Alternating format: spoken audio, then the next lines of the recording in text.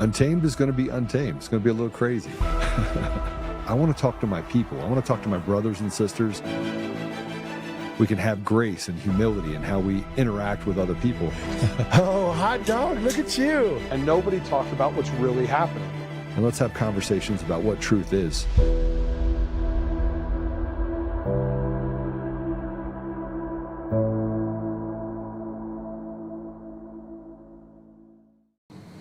Well, Senator Moreno, we know all this, and I know you're aggressively for this, but I'm going to ask the question again. John Thune, and it's nothing personal, I like John Thune, but he could aggressively push this. The president won 2 elections, and he had a mandate with the American people to get an agenda through. As far as I can tell, the Senate wants to treat, Senate duty as like a board position. We'd roll in on Tuesdays and leave on Thursdays.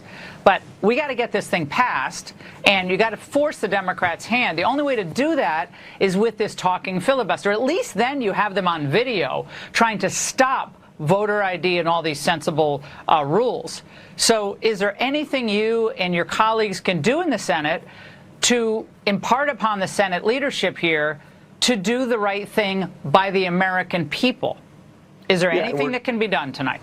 Yeah, we're doing that. Unfortunately, although he's a majority leader, he doesn't have control over the entire conference. He can't fire. He didn't hire these people. And unfortunately, Law, I'm just going to be blunt. There's 3 or 4 Republicans that just won't be part of the team. And they row in their own different direction. And unfortunately, Leader Thune has very little leverage over them. Now, we're working through it. Today, we had a very spirited conversation at lunch, and I think we're getting closer to having people realize how important it is for us to deliver on a fundamental promise, which is to secure our elections for the future. So I think we're going to get there. I think we're getting there. And I can tell you, Senator Thune is open to that dialogue. He personally calls some of these senators, but it's very, very difficult when you don't have a lot of leverage. Well, here's what you want to do. You want to go to the microphone and call people out by name.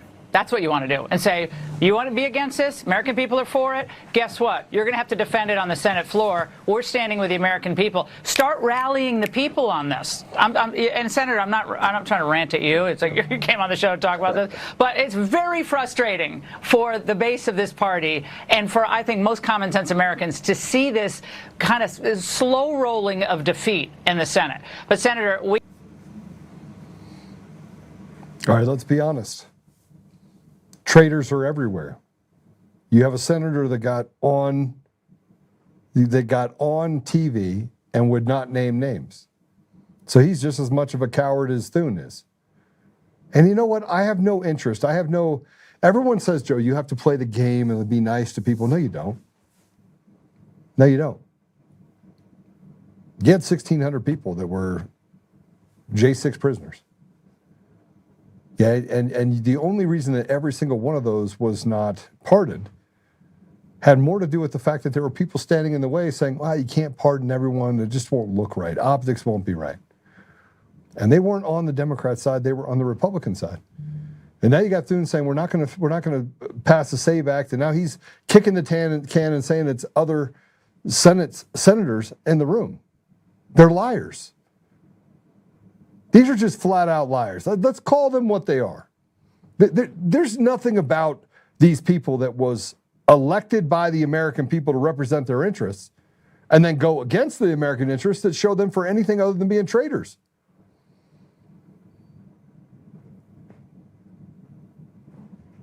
And when Laura had him on the show, she's like, oh, I don't mean to, yell at you. I do.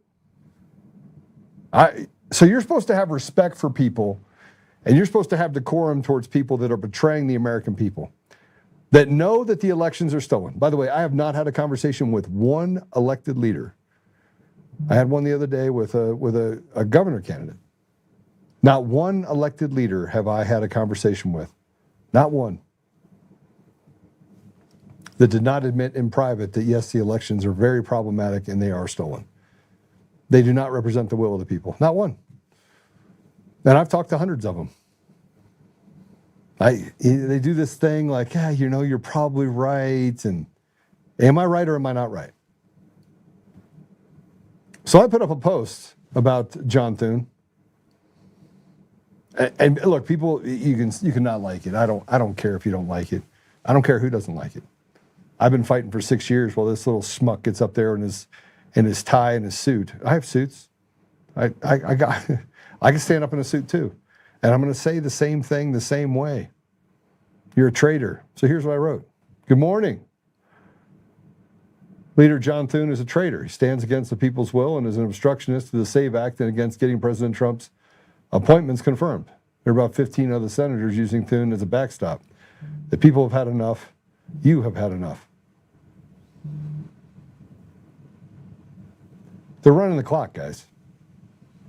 They're running the clock for the Democrats and Republicans, and this is a bipartisan issue. There was a father, I don't even know if we have it, there was a priest that said if you knew what the federal government was doing, you'd hang every one of these people by lampposts in the government. And the truth is that you probably would. You bust your ass every day. You go to work every day. You go to work to get a paycheck, and the government has made businesses basically their tax bib. And so before you actually get your check, they force businesses to take that money away from you and hand it over to daddy government. And so you think when you go get a job, you're like, oh, I'm making $100,000 a year. And when you get your paycheck at $100,000 a year, which is roughly about $9,000 a month, your paycheck is $4,500. And you try to live off $4,500. We're the only society in the world that measures our what we make on our gross and not our net. Because I think if you measured it based on the net, you'd have a better understanding of the fact that they're taking 56 cents on every dollar. Gas now is $3.70 a gallon. California is talking to us about the fact that they're going to have Iranian drones that are going to be flown in and attacking civilian operations all over the state. I want you to understand, though, what Thune is doing. I'm going to come back to the rest of that. Let's go ahead and put it up. 3. Understand what Thune is doing right now. It's not enough for him to kill the Save America Act. Thune has to kill it while also protecting his worst rhino colleagues from being exposed for opposing it. How does Thune accomplish this? By avoiding a simple majority vote at all costs. Thune knows a public vote where Republicans get less than 50 votes, and people like Tillis and Curtis and McConnell and Murkowski voting against it is electoral poison. He doesn't want it to pass. But he also can't have it die at the hands of his own puke colleagues. So how does Thune do this? By refusing to move to the already passed House bill. This only requires a simple majority because the House message is privileged. And instead of moving to a new standalone Senate bill, a new Senate bill is not privileged, and therefore the motion to proceed to it is debatable, meaning it requires 60 votes. Thune needs to kill the Save America Act, not expose any of his GOP colleagues as being against it, and be able to pretend that he tried. This is the actual Senate GOP trifecta, doing nothing while pretending they're doing everything, while protecting the worst of the worst of the worst at the worst time, the whole time. So when you watch the GOP Senate bring up a brand new Save America Act bill and hold a single vote on a motion that needs 60 to pass, know that they're doing it because they think you're stupid. They think you're stupid. Look, the last couple days have been really difficult to even fathom as I start learning more about how the state of Colorado budgets work and how the government works and how these different organizations work. And I say to myself, how in the world could something so innately evil operate right in front of us and us not be able to see it? Where billions of dollars is taken from you, is handed to people, and they get their own slush fund. The slush fund that Governor Polis has access to is well in excess of $1 billion. His own slush fund. He can do whatever he wants with it. Imagine just having money just willy-nilly. You could do whatever you want with it. It sits inside of your office, and there's no control, legislative control over those funds. None.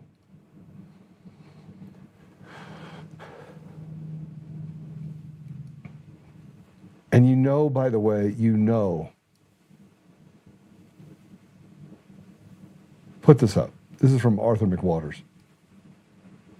The U.S. has much less secure elections than other major democracies. We have the most powerful nuclear arsenal and most consequential elections in the world. Yet in many states, it's harder to buy a beer than to cast a vote. This is a civilizational IQ test.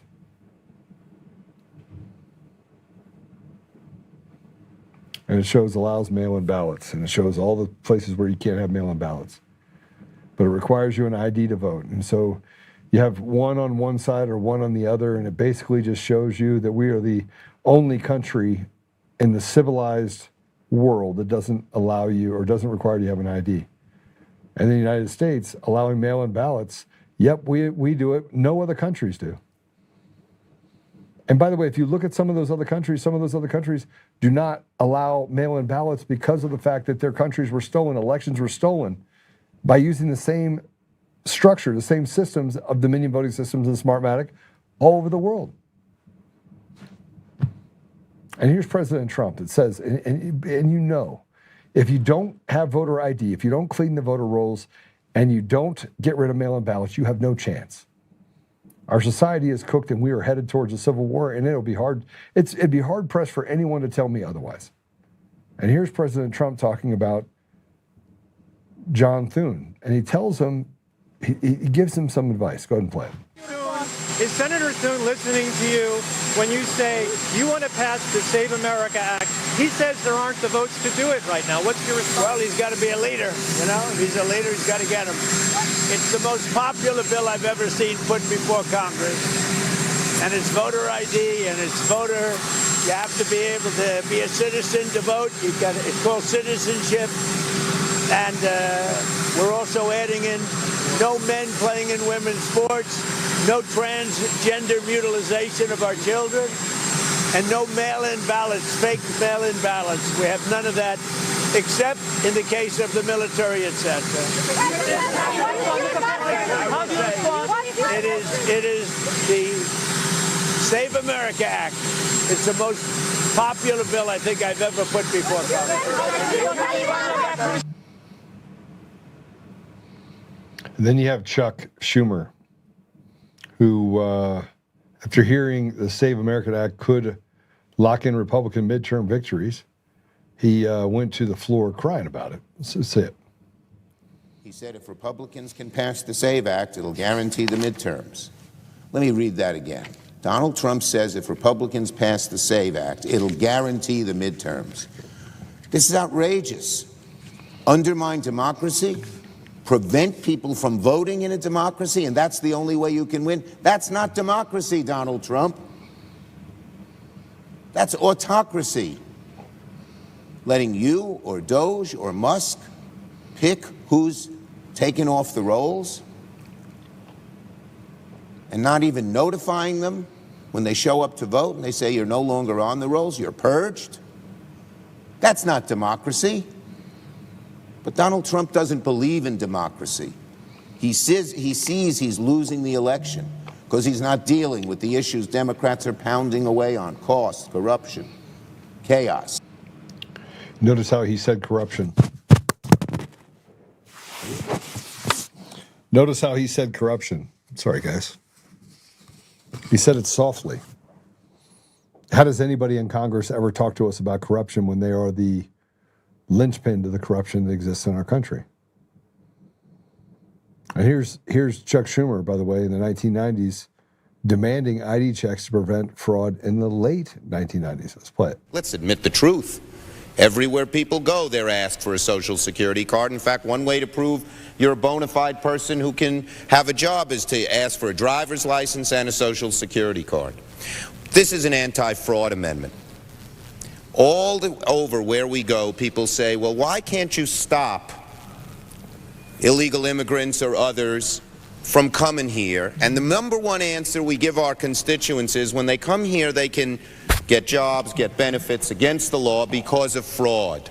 What they are proposing in this so-called SAVE Act is like Jim Crow 2.0. Now, there's two problems with what you just watched. One, Chuck Schumer has been in office for almost as long as I've been alive. How about that? That's number one. And number two is they don't have a platform. The Democrats and the Republicans do not have platforms. They have somebody that actually is telling them what they can and cannot say. They have been co-opted on both sides. Thune doesn't want to pass the act because, frankly, he doesn't want to hand back the keys to power back to the American people. And people like Schumer are afraid that they'll never, ever be reelected. And they shouldn't be. I'm going to tell you a little bit about our guest that's coming on. We can't actually have his face on here because there's conflicts with his likeness. But this is Brigadier General retired Blaine Holt. He's highly decorated Air Force veteran, former NATO senior leader, and current president of Factor X Research Group, where he drives innovation in defense and commercial technologies, including AI, drones, advanced materials, and propulsion. As a U.S. Air Force commander, he masterfully led one of the DoD's most complex logistics operations during the Afghan surge and violent revolution and political upheaval, earning the Bronze Star and the prestigious Council on Foreign Relations Fellowship.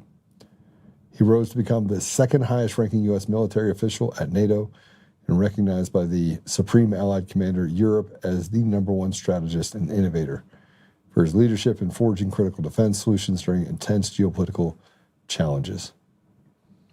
He is a serial entrepreneur on top of being a military man.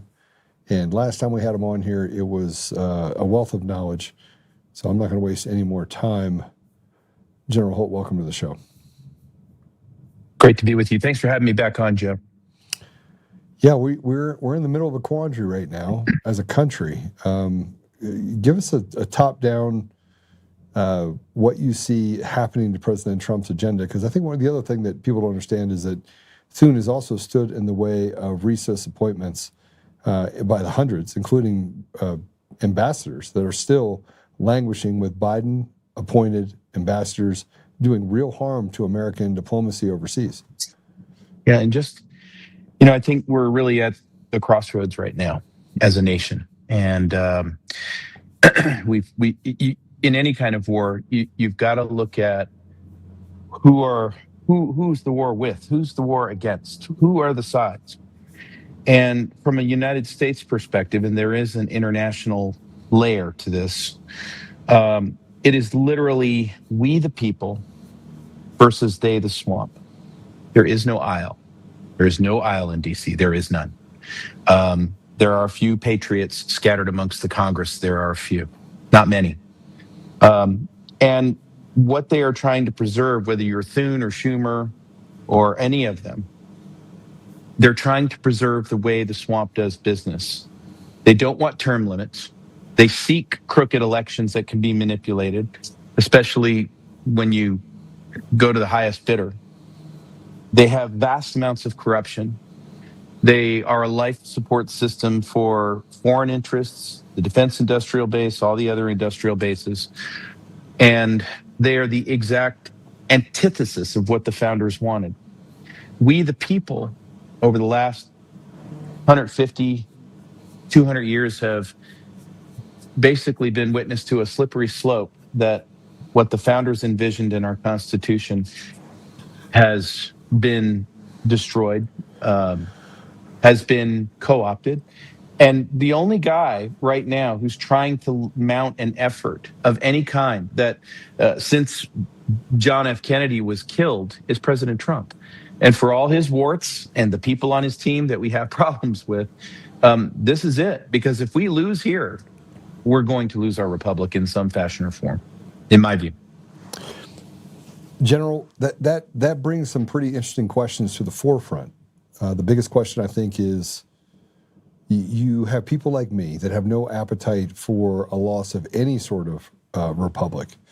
And you have military men, guys that served in the military, veterans, I have conversations every day with people that are, frankly, even poor and live in impoverished environments that understand just what we're facing right now. So, given all of that, do you think that, man, this is a question I hope I'd never have to ask, but I recognize that it is going to have to be asked.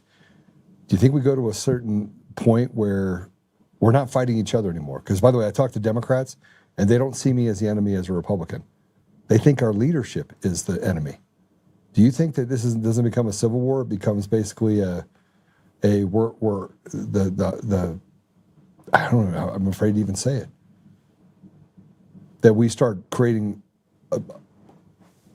that these are the people that are actually the enemy of the country.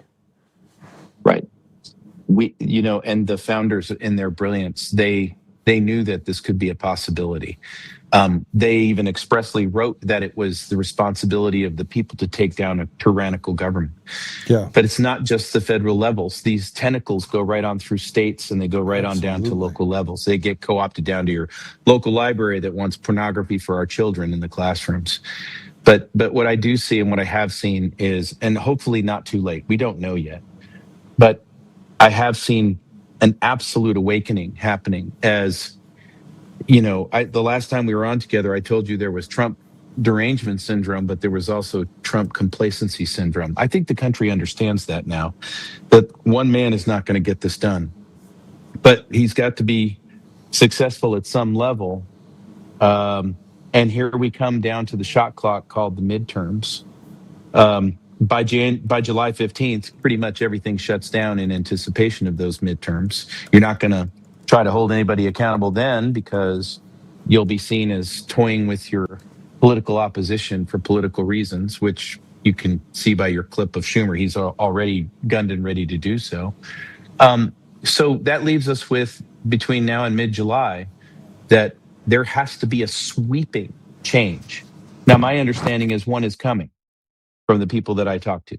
My understanding is there is a reckoning that is inbound, but the enemy is a desperate enemy and shows no signs of a lack of determination to uphold the status quo to the way the system has been going back ever since the end of the Civil War, and the British decided to take over us a different way through our monetary system and our banking. But that's what I intone when I tell you this has international layers to it. But what'll happen is if we fail here and we go to the midterms, and Thune and Johnson willingly hand over power to Democrats who will then impeach our president and end the movement there in its tracks, they will think, well, then the people will truly understand that they don't have a republic, they don't have a representative government, their vote doesn't matter, they're paying taxes to weave their own nooses. And then that takes you to the bad place. That takes you to the place where we versus them is really us versus our own government. And, Biden warned us about this and said, you don't have F-15s and nuclear weapons. And, that was meant as a threat. And he could have been speaking for Republicans. They're just nicer about it. Well, the interesting part about what you're saying, and by the way, I'm hearing all the same things, is that something is coming down the pike. And it's going to be very drastic, and they're going to be holding people responsible for conspiracy. But, General, it doesn't take a rocket scientist to figure out that we have a rotted judiciary at the state level and the federal level as well, and that this is a byproduct of stolen elections that have happened over decades. And look, I'm going to say something very finite. At this point, we know where the bodies are buried. We know that the elections are stolen. We know that the machines and the mail-in ballots and that they have a sophisticated system that was able to have them pick and choose elections that they could win at any level, in any state, at any time. Right. Right? The only way you get to a society that is this degraded is when you don't have the will of the people heard that allows for things to shift. Because typically you have this thing that happens here. It's like having a control where you keep the moderators of society in a place where the mores are decided by a few centimeters, right? Not by what's happening now where you're shooting off to the left. Right. Do you think, given this thing, do you think that and this is talking to you again in part of the military, I feel like I have to be careful because I know that as a general, you're always on duty. That's right. So I want to respect that. That's cool. Do you believe that the president is going to have to pull the lever of military involvement, Insurrection Act, what have you, emergency orders that is going to lead to military tribunals outside of the normal judicial chain, given what we have, this infiltration we have in the judiciary? I don't see any other way, Joe. And really, literally, the reason that is because the way that lawfare is constructed now is to play the shot clock out for years and millions of dollars. And that's on a per individual basis. And so we're talking about tens of thousands, maybe even hundreds of thousands of people that are in need of some fashion or form of indictment. Right. And when we talk, I mean, at the highest rafters, you've got treason that requires worse than jail. And then at the lowest, you've got a cubicle dweller who probably has got community service time at a minimum of maybe 5 years. Right. So when you look at that, and when you start to measure out the sheer magnitude of Washington, D.C. and how co-opted they are, and our governments, for gosh sakes, in Colorado where you're at, they want to end the ability for the public to do a petition? The redress of your government? Are you kidding me? So the Constitution's really ornamental. If that's the case, the tool that the founders gave us is incapacitation of the government, and now the military is going to have to take over. Look, that's the nice way. The not nice way gets to a very, very ugly place.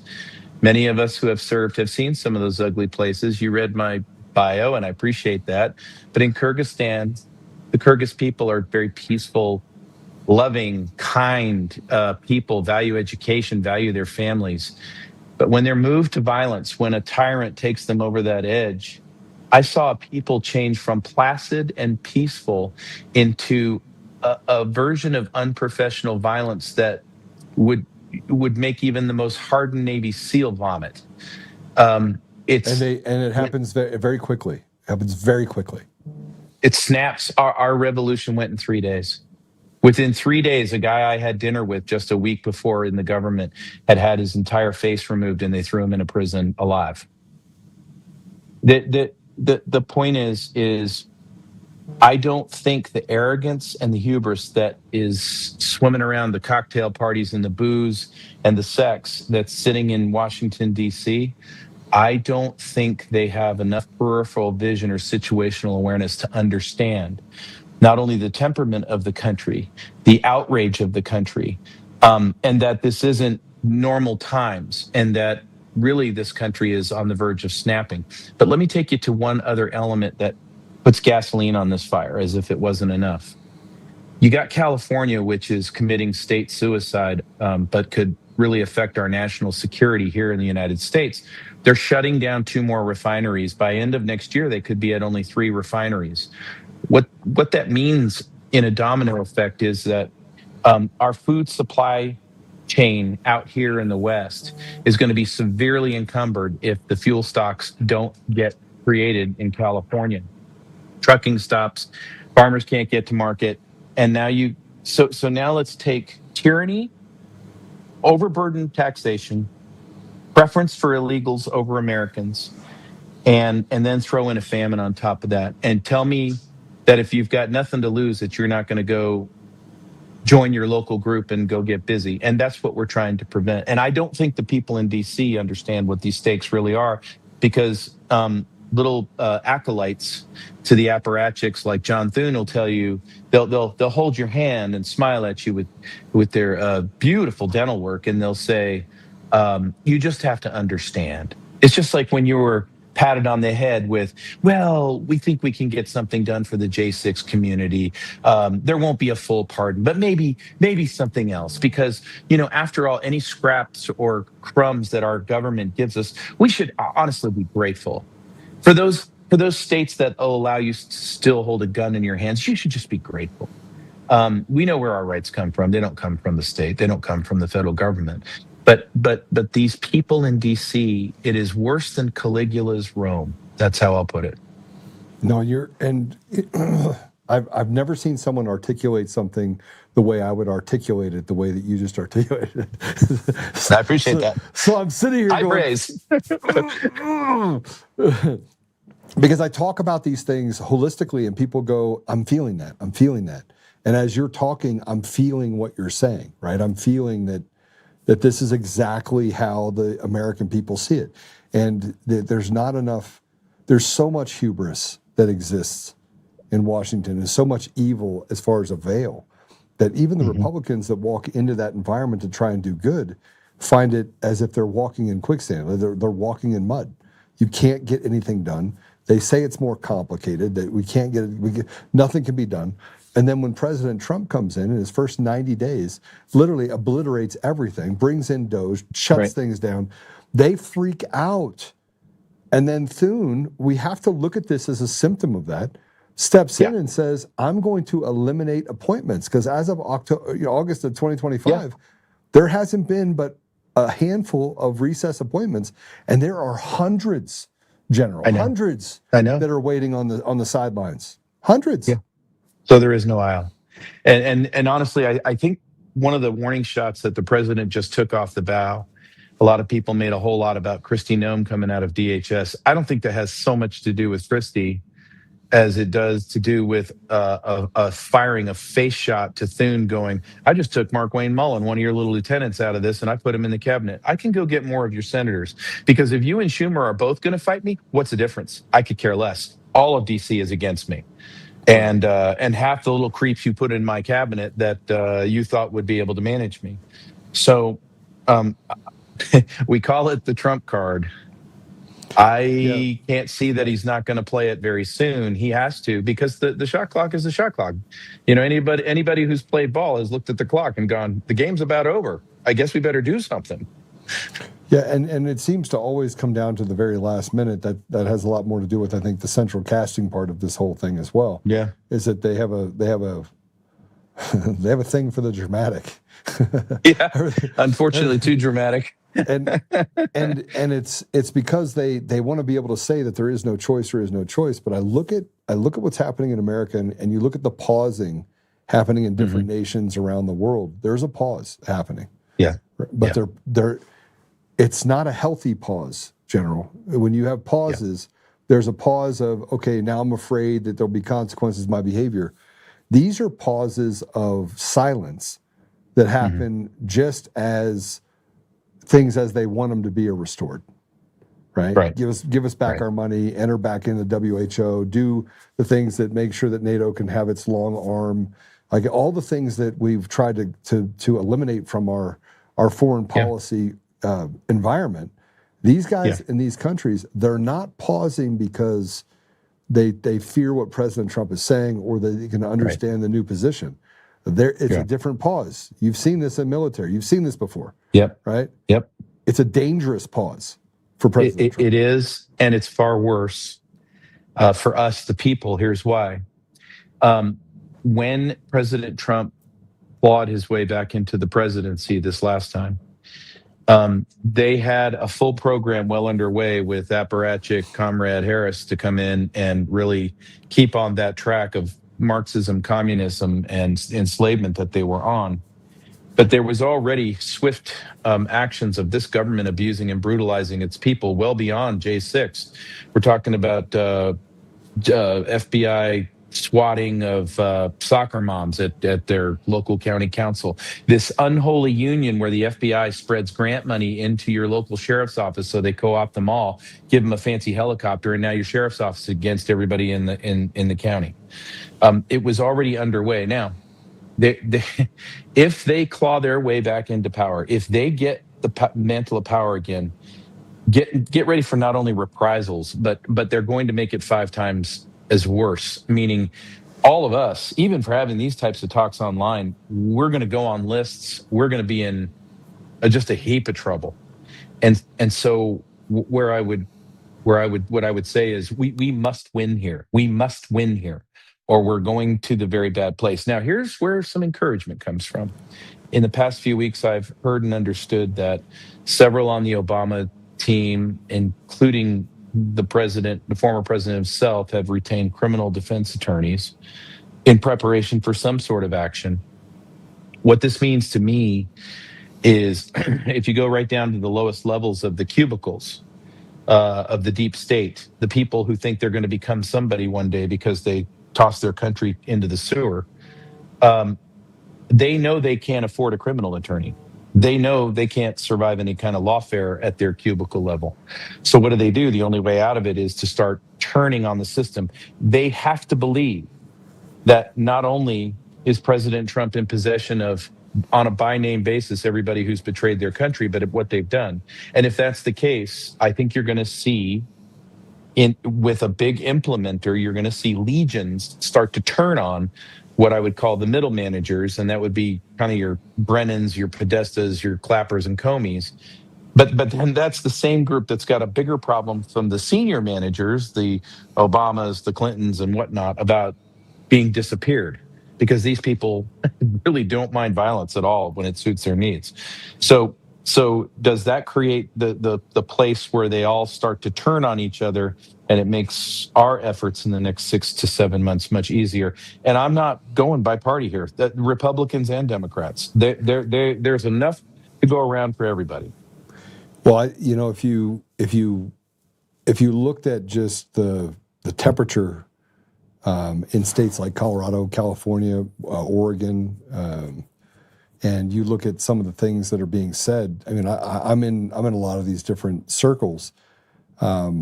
There's no confidence in either side of the aisle or any of the people that have been put in those positions on either side. Democrats, Republicans, Independents. There is, I think it's in the single digits as far as the confidence level inside of our leadership.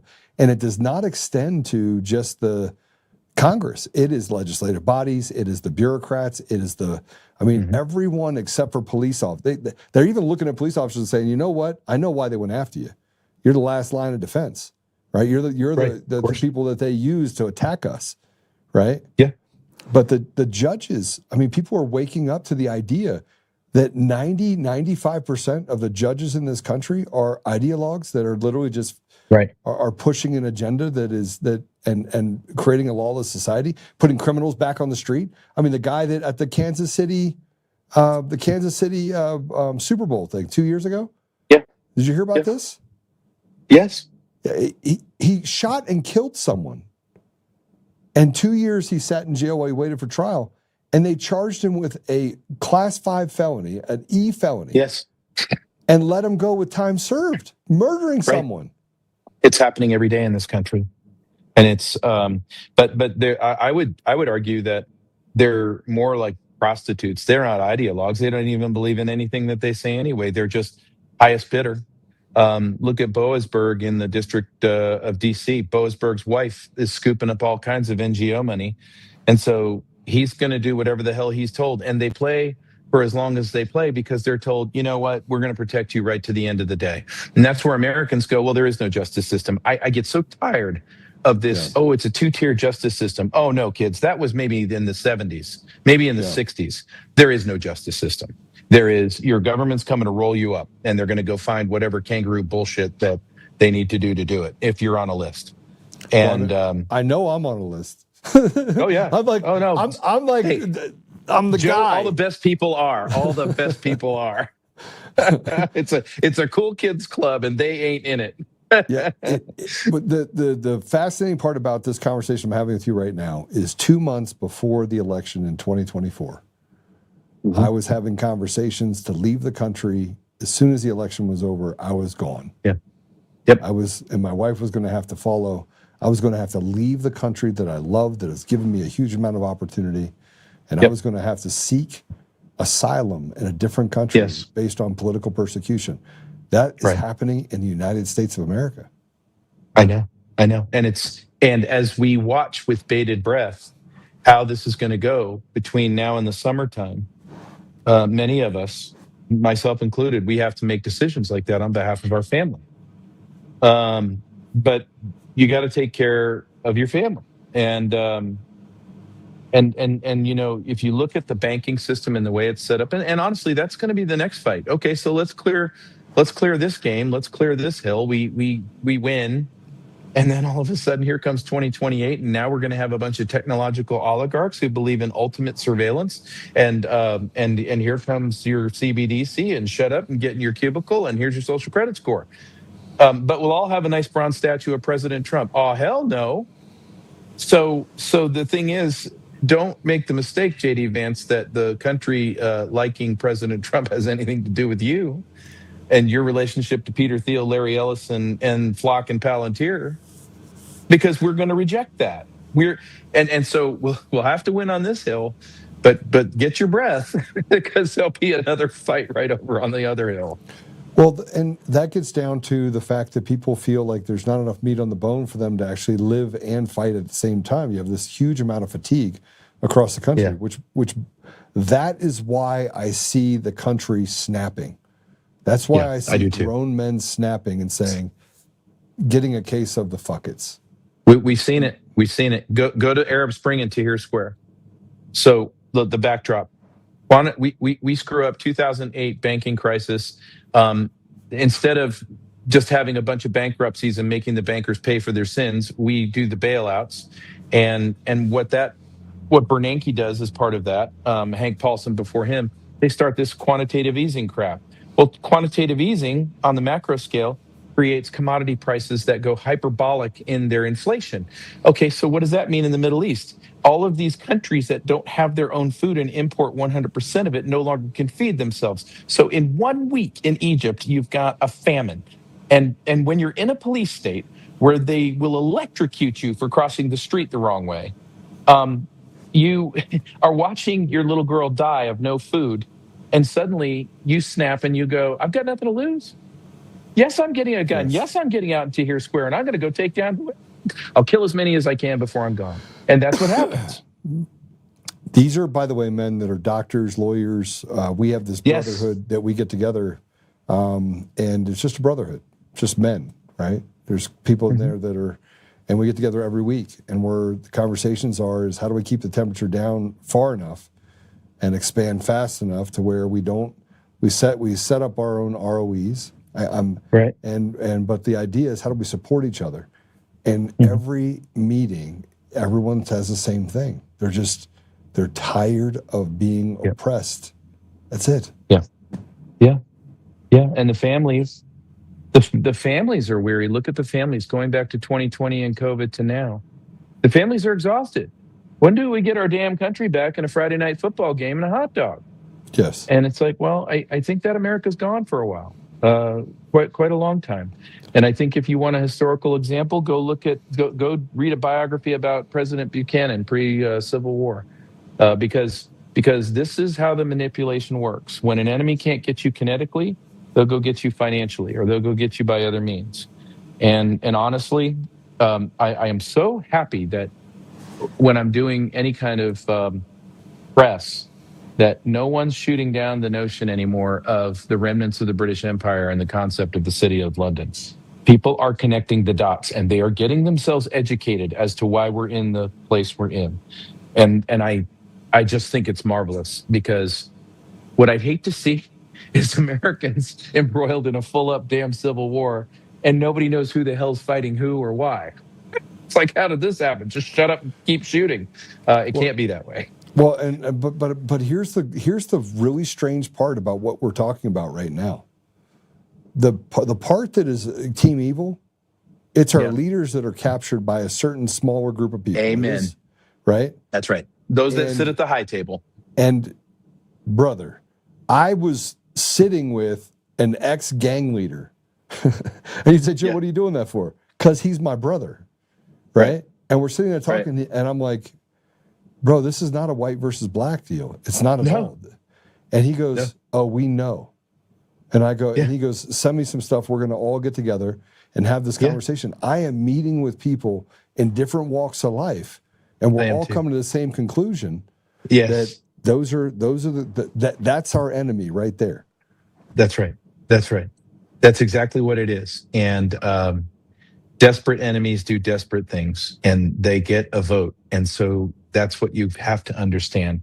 But a guy I'm on many podcasts with, he lives overseas. He's Croatian. Brilliant man, always analyzing these things. Occasionally we'll disagree. But Alex Kreiner really gets it. And what Alex Kreiner's best metaphor is the city of London's number one goal, and it happens in every country, is they take red ants and they take black ants and they put them in a jar and they close the lid and they shake the jar. Yeah. In other words, they're always going to have you fighting something, and you'll never look up and see who closed the damn jar in the first place. If you look in the Middle East, Iran, Israel, are you sure you're looking at an Iran-Israel war, or are you looking at a war where the city of London is betting on both sides? And they're letting the camouflage slip off right now. They don't even care what it looks like. Why? How do we know that? Because Keir Starmer said you can't use our base Diego Garcia. You can't use the bases we have in Scotland. By the way, Lloyd's of London is going to shut you down, Mr. President, if you try to open up those straits, because we're going to make money on both sides of this, and we're going to control what happens in the Middle East, not you. And they don't even care what it looks like. So that tells me that, the globalists are a little desperate. Orange Man seems to have gotten to them. the bull who brings his own China shop seems to be in their head a little bit. But what that does is that creates an opportunity for hundreds of thousands of more Americans to wake up and start to understand. And what I really think is very healthy is we can now talk about this on the airwaves, on the public airwaves. No, I can write a column about this. It's getting public. Nobody's pushing that back. That's a big shift. If I'm a contributor on Newsmax 4 years ago, that would have got me fired. No question about it. You're a tinfoil hat guy, and now it's like, oh no, this is real. I did this show on it a couple of days ago where I brought up an article back in 2020 about what they were writing about me, and then I was a conspiracy theorist, and it's rooted in anti-Semitism and blah blah blah blah. Yeah. And I was reading it going, these people it's like a self-licking ice cream cone. It's like it came, everything was true, right? Everything I said was true. So that's right. That's right. But it's refreshing to actually have someone that says it so clearly and so articulately in the same way that I see things. Because now I'm sitting there looking at my guys in the window like, oh my gosh. And to your point, what we have to do, and I encourage everybody, let's say you've had a really clear view of what's really happening in our world for years and years and years. Okay. And you see people just now beginning that you love, people who were fighting you and calling you a crazy person and a tinfoil hat wearer. And now they're waking up and they're going, holy crap, the vaccine is not good for you. And I don't think our elections are good. And don't ridicule them. Don't hand them that tinfoil hat back. Yeah. Reach out, give them a hug, love them, and welcome them in and say, sit down. Is there anything else I can help you with on this information? Because what you're going to learn through this process that you're going through right now is a lot tougher than where you just started. It's actually far worse than where your awakening is happening. We have to bring them in and we have to love on them. And it's going to be hard for some people. A lot of families were torn up and torn in half, mine included. And all you can do is do what you're called to do in Scripture, and that's go put some love on them. That's going to be better for everybody. Better outcomes that way. Well, when you bring them in and you allow them to heal, and you also heal yourself, right? So it's kindness costs nothing, and a little bit of humility goes a long way in creating a more unified environment. But right now, we have to have it. We need every brother and sister that we can get. Amen. Woke up together. Amen. Right? Yeah. Yeah. So how do you see what's happening with? I have you for a couple more minutes. Can I have you for a couple more minutes? Yeah. Okay. So you just tell me when you run out of time, because I have lots of questions about what's happening in the Strait of Hormuz, or what's happening with our gas prices, and we're seeing I look at refinement and whether or not we have gas supplies, and they're not matching oil prices, which are spiking up, spiking down, doing all sorts of crazy stuff. Futures are actually controlling what we see at the pump today. Is this a larger indication of opportunity and chaos, and they're taking advantage of that in order to make more money? Or are we seeing that we're going to have some sort of crisis in the future because it doesn't make sense to me. I'm looking at all this stuff, and the prices don't make sense to me based on supplies and based on what I'm seeing in market. Yeah, the answer is D, all of the above.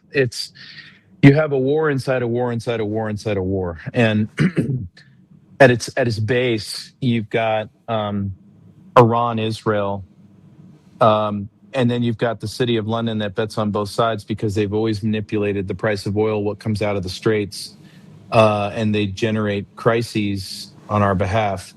So let's get to the players involved. City of London, Israel, the Middle East, Arab states, Iran, certainly. And then you've got the Chinese, which pull 46% of their oil out of the Straits of Hormuz. You've got Russia that's got equities in Iran, and then about 4 months ago, in anticipation of this time that we're in right now, you've got a national security strategy that envisioned really kind of tough coordination between America, Russia, China, but an acknowledgement that we were the three big dogs on the planet and had to work together. That, by the way, comes at the expense of the City of London globalists. So the way that it busts out is the retail version a week ago was, oh, the Iranian Navy is going to shut down the Straits. Oil goes up. That's just natural. Everybody should understand that. Well, wait a minute. We sunk the Iranian Navy. Yes, there's a drone problem and tankers are at risk. But then the president countermands the Lloyd's of London edict that we're not going to insure anything. Okay, then the United States will insure it. Well, then Lloyd's of London, who's very adamant about controlling the Straits, says to all of its clients in the background, okay, if you do any business with President Trump on this, we're never going to insure you again. Lloyd's of London is a monopoly that goes back hundreds of years, and they've picked winners and losers, and they've controlled American commerce that way. So the president is actually finishing them off right now. So then you would say, well, wait a minute. You mentioned China. What's happening with them?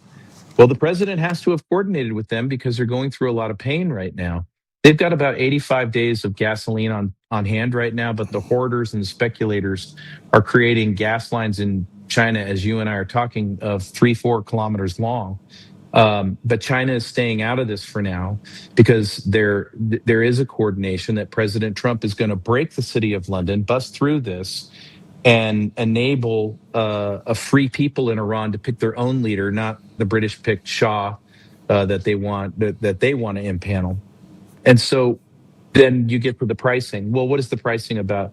The pricing is the ebb and the flow and the speculation in the derivatives market, meaning buying options on all of these oil futures going up, going down. So President Trump breathes, no, Lloyd's of London, we're not going to do it your way. Then oil descends down to $71. Then a tanker gets blown up by a drone. Now oil's back up to 110. And the reason it whipsaws like that is because of all of those paper derivative contracts. So for every gallon of oil coming out of the Straits of Hormuz, you've got like 350 pieces of paper that say I own that piece of oil, and then there's a multiplier effect. In other words, it's a financialist's world, and everybody's gaming it. Right. And then when you get to things like California, it gets to where I'm talking about the refineries go away, then we have a major national security crisis here. Here's what nobody's talking about that beyond the oil, where I get very, very concerned about the Straits not being opened yet and why the president's got to make that job number one, is it's not the oil. It's actually the byproduct of the oil refining is sulfur. The sulfur has got to get out of there because it's a key ingredient in fertilizer. The fertilizer is so necessary for third world countries because that's how they feed themselves in that low, cheap fertilizer environment. If it doesn't get out, and this is March, it's planting season, they're going to be in a lot of trouble, and you're going to see an incredible famine baked into the cake here. We already have strained food supply chains around the world and strained transportation supply chains. So this is what the president is trying to outrun. So every time somebody throws a rock at the back of his head, I'm like, are you kidding me? Are you kidding me? This man is trying to disconnect a time bomb that could affect us all, regardless of who the bad guys are. So what you said is, I mean, that's a lot. It's a lot to chew on. I don't even know how to chew on it all in one bite. Not a lot of gristle. So yeah. So yeah. that leads me, because, I'm a firm. this is just my opinion, okay? So please don't hate me for it. I don't hate you, Joe. I am not pro-Ukraine at all. I think that's the devil's playground. I am not anti-Russia. I think Russia, I don't think they're our enemy. They're our ally in World War II. I don't know what's happened over the last 75 years, but it's not good. And they've shown an amazing amount of restraint. They have. And I don't believe China is our enemy. But then again, I just see things so differently because I spent so much time in the Middle East and Africa. I've spent so much time in these different nations, and I understand their foreign policy and domestic policies and why they have the policies towards the United States. And I can't be the smartest guy in the room, General. So I know that people like you and others see that. Why is it then so hard for that to mature itself into decisions that we make that are transparent to the American people? Well, it's because of the legions that have been created from the British Empire over hundreds of years. And when I say British Empire, I mean this incarnation of it. It's been 1,500 years, give or take, since the fall of Rome. That spawns into the Venetians. The Venetians then go and take over the Netherlands. In 1688, the Netherlands then goes and hijacks the British crown. The British crown then spawns all of these bankers who were really the original Phoenicians. And these are where the richest families are in the world. They don't have billions of dollars, they have trillions collectively. And they are very used to, over the last 1,500 years, controlling everything. So in the case of China, they have used China as a subsidiary of sorts to create an opium war against the United States. It's gone on for a long time. Those are factions in China. China's leadership is falling apart. So the city of London has been losing its grip on controlling the Chinese. If there's a place where China, Russia, and the United States have a common enemy, it is the city of London consortium. And just to describe this, when people go, London, that's a bad city. It's an unincorporated block of banking sector place in a physical location in London that has special laws and rules and almost makes it a principality, just like the Vatican is its own principality. So that's what you have to do to understand that. And it's controlled by the wealthiest 13, 14 families in history. And these folks are now having their power rivaled. And you're seeing the outcroppings of that because President Trump, when he declared war on the cartels, he basically was going after the foundation of what the vascular system of all their illegality, the money laundering, the drugs, the trafficking, all of it. And they create these wars around the world. And then what they've done throughout history is create a war, get a bad guy, blame all the theft and the financial crap on the bad guy. And they were setting up Putin for that role.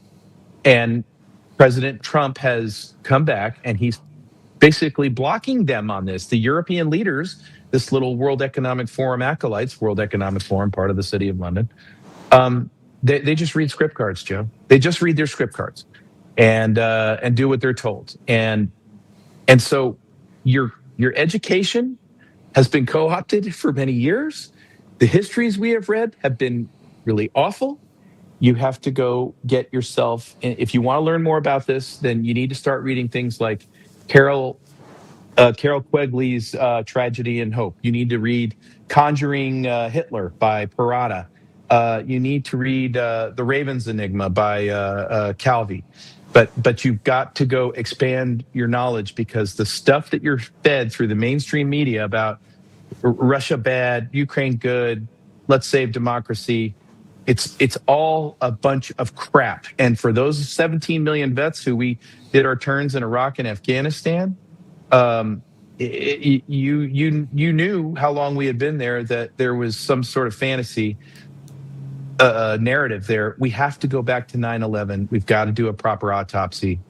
And quite frankly, Israel's going to have to go back to October 7th and do a proper autopsy.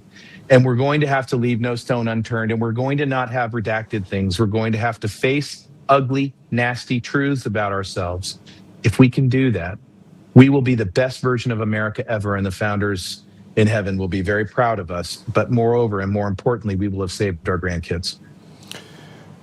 So General, you did not get to be a general by not playing the game. I'm actually I'm a lot of people have messed up a lot of stuff, and I've always been the one that they're like, okay, go put him at that, he'll go fix that problem. Yeah. It's Kyrgyzstan was the same way. Okay, somebody really destroyed that. Blaine, you're not going to Charleston as the wing commander. You got to go to Kyrgyzstan. Go fix it. And so that many fixes, it's like, well, God, I guess we're going to make you a general. Yes, it's like, well, that got out of control. Because there's two ways you become a general. I have other friends that I know who are generals. Yeah. And they are really smart too. And they see things. Like I like to say that you see dead people because they sent you there. You're right. Two things in I hear mind. voices. Yeah, that's right. You do. I mean, it's a God-given talent to be able to be a fixer. It's a gift and a curse all at the same time because you find yourself in very interesting and somewhat dangerous environments, and you come out the other side and they're like, holy crap, let's send them over here. They actually like the fact that you came out of it. Like, I wonder if you could make it out a second time and a third time. It's so true. I mean, that is really, and then it's just being calm in my leadership roles. Like in Kyrgyzstan, here we got a massacre going on downtown. There's bullets flying all over my base, and I've got some really freaked out people. And I'm looking at them. You could try to bring an element of humor to this because that's how you calm people down. And I was like, okay, look, guys, it's a revolution. Okay, what did you think a revolution would look like? I mean, come on. We'll get through this too. Let's go. Yeah, that's it. Or you have a big emergency in an airplane at 3:00 in the morning over the Atlantic, and you look at your freaked out co-pilot with the firelights all over the place, and you're like, dude, we got the rest of our lives to figure this out. I think people on my team always tell me, they're like, Joe, you have a morbid sense of humor. I was like, no, I don't. Yeah, gallows humor, important. I was never going to make it out of this life alive anyway, right? Just go touch grass. Just go touch grass for a little bit. Have a little fun. If you hang out with the 75th Ranger Regiment long enough, your sense of humor goes to a really interesting place. So, but how did you escape with all of your thoughts? Because I talk to a lot of people in the military, and a good friend of mine, Chuck, went to West Point. And I think he retired as a colonel, and he's a doctor, and he was a GB, right? And I sat down and I talked to him, and I was like, listen, how is it that we sit in this room with all these other people, and some of them are not that bright, that are generals. They're the ones I don't call my friends. Yeah, I understand. You sit in this group, and you go, how is it so different? How is it I can talk to you with such sensibility? I can talk to Chuck with sensibility, and I sit there and I talk to Gerald, and I go, bro, you are semi-retarded. Like, you don't really believe that, do you? He's like, I do, and I did 35 years in the military. Right. And I'm like, you must have been under a rock. Like, what is wrong with you? Oh, I've been in meetings where I've just been like, well, I guess we really are in a different place now, aren't we? And I've been shown the door a couple of times. Right after the Crimea thing happened, I was in the command where all the generals have their big meetings in European command, and we're going to formulate advice for President Obama. And every general in the damn room wants to suddenly become an ambassador and talks about, well, we should do some sanctions. We'll whip up some flexible deterrent options. We get to me, and I'm like, guys, I think we're supposed to give military advice. Why don't we just kind of hover there? How about I go give? How about as the logistician of this command, I give the Ukrainians bacon, beans, and bullets for the next 10 damn years and gas, and then they just go knock some Russian ass right out of Crimea. We'll just get done with this. And that's when I was told by the 3-star, well, that'll be all Blaine. And I go, well, enjoy your war. I've got stuff to do, and we'll see you later. It amazed me. I was playing. Yeah, go ahead. Sorry. And the one thing I would recommend is there's a tremendous book that the West Point makes all of their cadets read before they get out of there, and I hope they're still doing it. It's called Gathering of Eagles, and it's a fictional book, and it's a whopper big book, but it talks about this leadership helix that you're getting into, and it has the two main characters. One is an officer who runs the cocktail party circuit. He always says the right thing. He's always wearing the right thing. Uniform just looks crisp as all get out. But if you put a gun in his hands and send him to the field, he's going to be a hot mess. On the other side, you got the other guy who doesn't give a rat's crap about when the cocktail party is. He just wants to be in the field with his guys, eating dirt, very mad that this doesn't suck enough, and his people would follow him into a rain of bullets into hell and back. And the moral of the story is, well, it takes both kinds of officers, and I've never subscribed to that argument. But what I have boiled that down to in my career is there seems to be a strain of leadership, at least in the Air Force, of what I call the warrior class. And then there seems to be the strain of leadership that I call the nepotism or the bootlicker class. And if you're in the profession of war and you pride yourself in that, well, then go be a warrior. And that doesn't just mean learn how to shoot the gun, fly the jet, bombs on target. It means go study what warriors have done before you. If I'm going to be the logistician of EUCOM, then I better know the logistician of Alexander the Great and Napoleon's armies as well. I better understand why Hannibal got his ass kicked on his way to the gates of Rome. And it's that type of individual that then prepares themselves for that moment where, oh shit, it's a revolution. Okay, hey, listen, I got this. We'll be okay. I was playing poker with a guy who is a general, and he used to work at the Air Force Academy. Mm-hmm. And I called him a retard because he was being retarded while we were playing poker. Yeah. And he got offended by it. And I was like, how in the world were you in the military? Yeah. And he goes, well, we don't use that word. And I'm thinking to myself, bro, you need to go outside and rub your, I said some other stuff. He got mad and left. Oh, yeah. He got mad and left. Oh, yeah. He got mad. Yeah. I go, we're playing He's a soy poker boy. and drinking He's a soy bourbon. boy with stars. A soy boy with stars.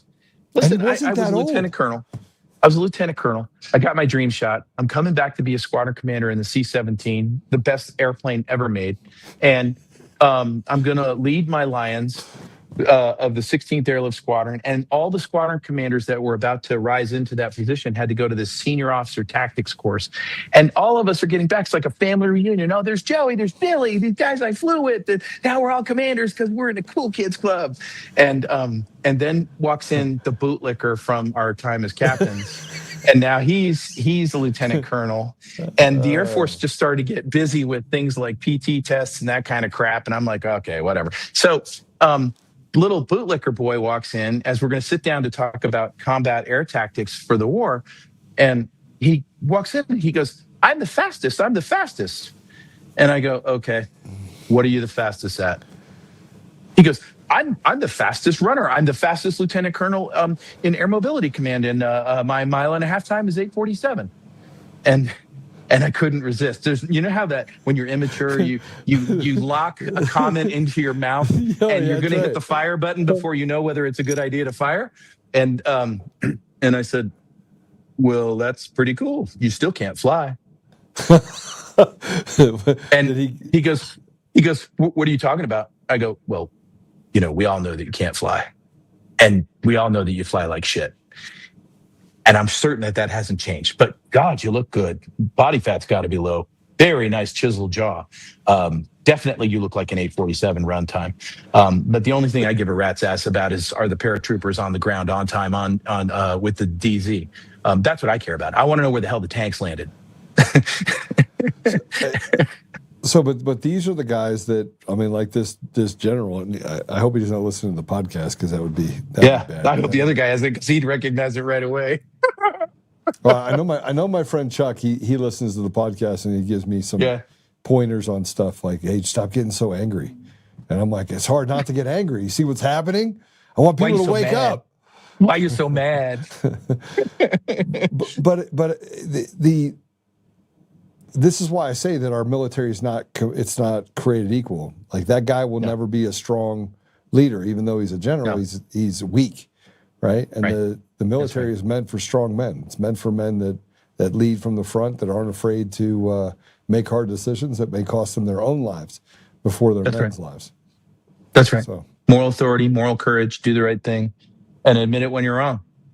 Share success, own failure, and that's be humble and hungry. Those are the things that make a great officer. And there are many that I have tried to train into the leadership realm, and I've been very successful. I've got downstream from me, I've got 27 squadron commanders. I've got I raised, I think, 17 group or wing commanders. I've got 5 generals who served under me at one point in my squadrons. And I think the one I'm most proud of, his career fell apart on him for the right reasons.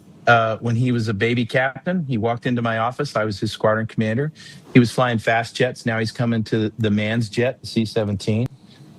And he didn't take stuff seriously. He didn't take the leadership seriously. He was always just looking for the best next Hawaii trip he could get himself on and wouldn't take his responsibilities as an officer serious. Well, I beat that shit right out of him. I made life a little tougher for him. And because I saw a lot of potential in him, that swagger, that smirk, that arrogance, I thought, man, that's great. That's great, Putty. I could turn that into something. Well, he was doing fine when I left. And then he eventually got out and went to the reserves. But it was really one afternoon, and I was already a full bird colonel on to the next thing when I got word of the story of his call sign, Red 07. He was flying a milk run up to Balad, Iraq. And a guy, while he was on the ground there, had basically an assassin terrorist sneak up behind him at a checkpoint. And one of our military police officers had a dagger plunged into his temple of his eye. And they left the dagger there because they couldn't move it. They had him throw all the crap off of his jet, and they were going to fly this guy as a patient emergency to Landstuhl in Germany to get him emergency surgery. Well, while airborne, through the analysis, it turned out that there's really only 2 people in the world that were surgeons that had a chance of saving this guy's life. And they were in Texas and they were in Maryland. And so they said, well, we'll just do the best we can. Go ahead and land at Landstuhl. And they said, no, that it's certain he's not going to make it if you land at Landstuhl. So he just told the command, he said, go get me a tanker. I'll meet you over Mildenhall and I'm going to fly to Andrews. And they said, well, you don't have enough people on board and you don't have the crew rest for that. So we're not going to let you do that. And he said, and he told the general at our control center in St. Louis, he said, I don't think you're understanding. I'm the aircraft commander of this ship, and I'll be going to Andrews today. If you don't put the tanker where I need it, then it's going to be a rather short flight. And so they put the tanker up there. He flew to Andrews. They flew the surgeon in. The police officer was saved. The surgery saved his life. And my officer, he stood for all the shit that they laid on him, and they took his career apart. And I called him up afterwards in tears. And I just said, I've never been more proud. I've never been more proud. Those are the moments, right? Those are the moments where you see the political apparatus and you see that are willing to give up a man's life. And then you see the brotherhood that's not. Right. Yeah. He did exactly what I would have hoped he would have done in that situation. And I remember when I was a captain, I had a squadron commander because I would take all fights. Anybody had an injustice or an unfair thing, I was ready to, launch. And he pulled me in to pull my earlobe off my head one day, and he said, hey, Blaine, a little advice. And I said, yeah. He goes, if you're going to fall on your sword, don't miss. And I said, well, that's great advice. It's good philosophy. I'm going to remember that. I don't know how I feel about that right now. Pick your battles. Make sure it's the big one. Yeah, absolutely. Blaine, look, I had a great time with you today. Thank you for coming on. Me too. Always do. This was amazing. And I just appreciate all the work you're doing, but I also appreciate your voice. It's super important that we continue to speak truth, always speak truth, and always pursue that truth. And I pray that we don't get to the place where we have to, but if we do, I do look forward to the standing shoulder to shoulder with you. Absolutely. And taking apart the evil apparatus of our country. So, You bet. I'll be in that trench with you, brother. all right. God bless you, brother. Thank you. God bless you. Take care. Last time that General Holt came on, he did the same thing. He talked with such conviction towards what we know to be true. It's easy, it's refreshing for me to hear that. Not because I don't think that people see the truth, but because of the sheer amount that he sees all at the same time. That type of vision is very, very rare. And I know, because I sit and I talk to people about things, and they're so overwhelmed with it, they're just like, can we just have a drink? I'll sit in this room with military men, generals and colonels, and man, it's just, I'll be like, hey, what about this? And what about this? And hey, this is what's going in Eastern Europe. And, you know, can we talk about what's happening around the border in Poland and the EU? And do you think it's going to fracture and break? And do you think the Brexit's going to turn into something bigger? And I'll ask what's happening with the BRICS agreement, you know, and do you think that this deal with Brazil is going to turn into something bigger, or are we going to have to renegotiate what standard we use globally? And I'll ask all these questions, geopolitical things that I know about in the Middle East specifically, like, hey, let's talk about Libya, let's talk about Sudan, let's talk about the indictment against President al-Bashir. He's on home arrest, and these are things that, depending on which theater they operated in, I would talk about things I was interested in, that I wanted to learn about within their theater. And it was 9 times out of 10, you cannot have a coherent conversation with someone. And this is what they lived. This is the theater of action that they lived in for 5, 10 years as a commander. So it's refreshing, and I don't think you understand the amount of knowledge that you got dropped on you and the significance of it. So go back and watch this again. I want to address a couple things as well that I do believe is important. One,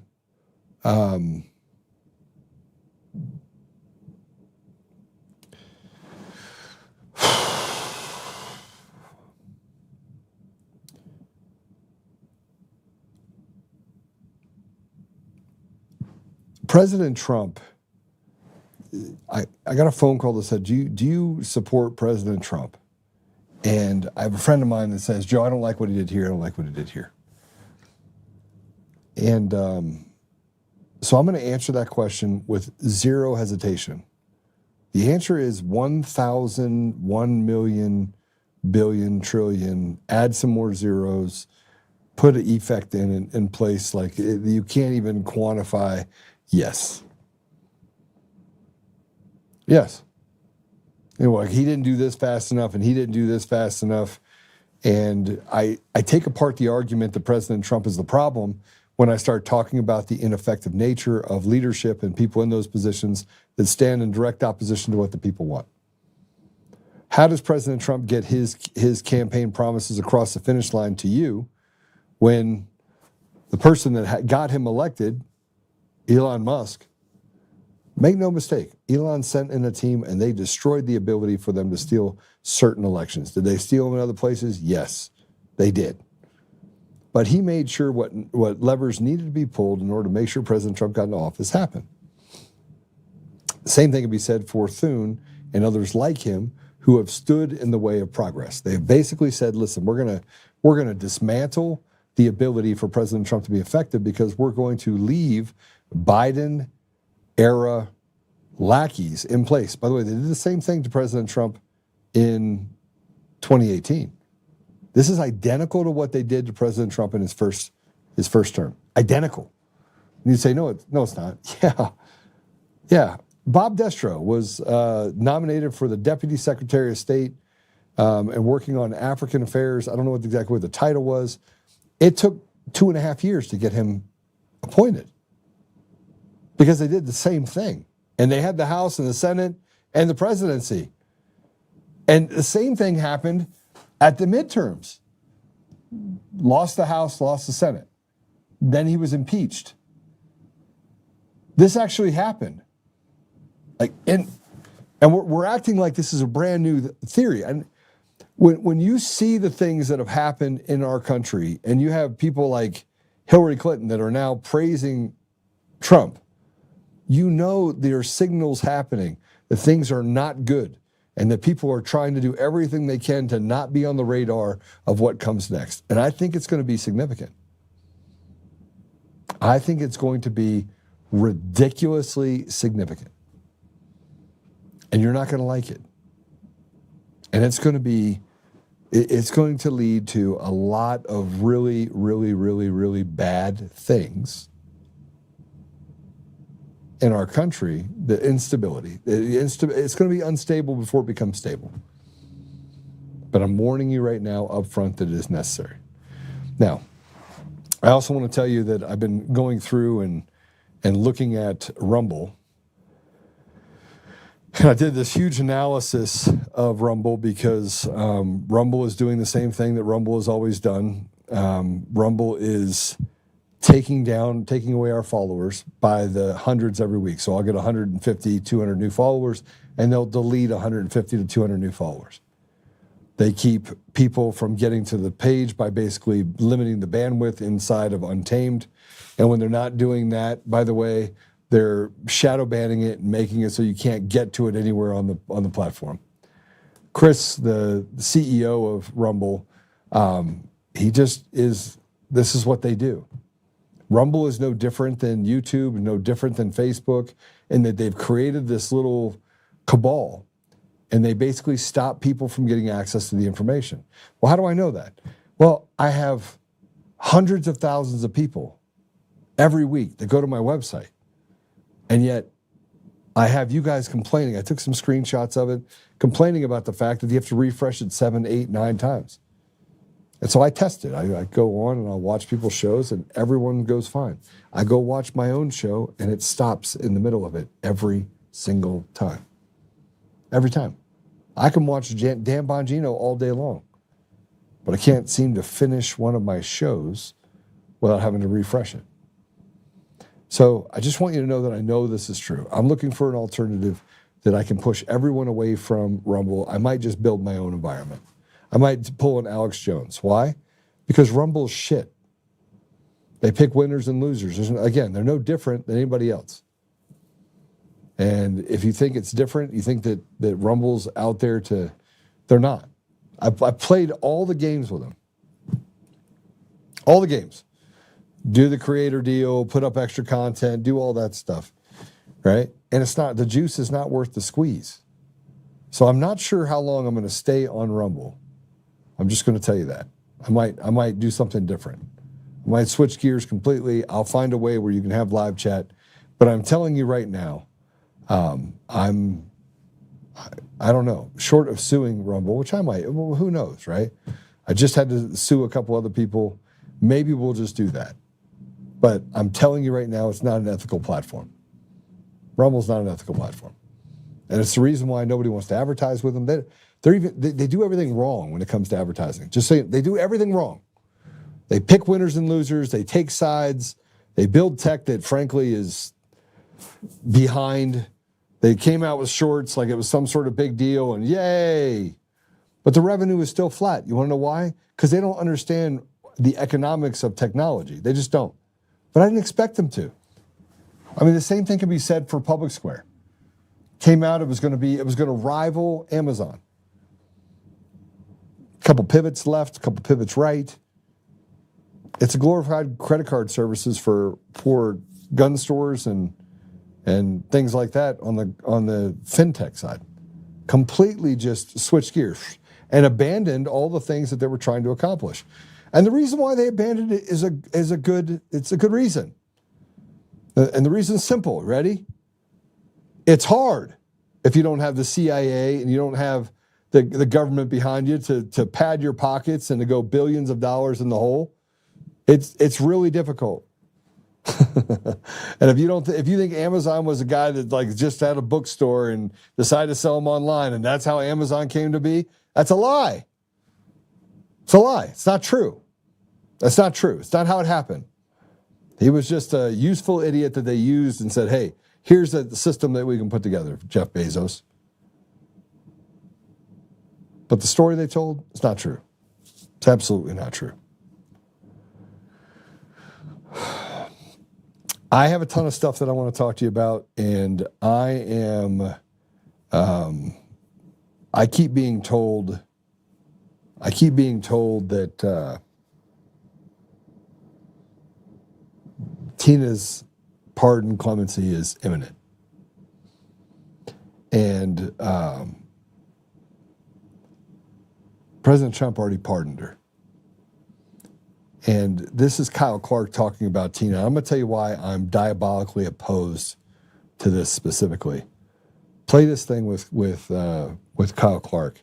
This Kyle Clark talking about Jared Polis, that she must show contrition to gain clemency. She must fall on the sword. She must beg Polis. This is how evil these fucks are. Play it.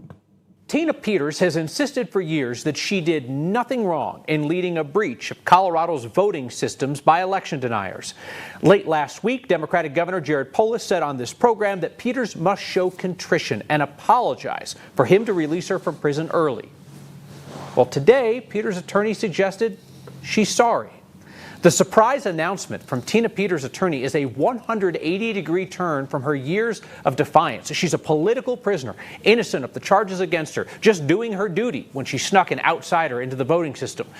President Trump is carrying out promised retaliation against the state of Colorado until his ally, Tina Peters, is freed.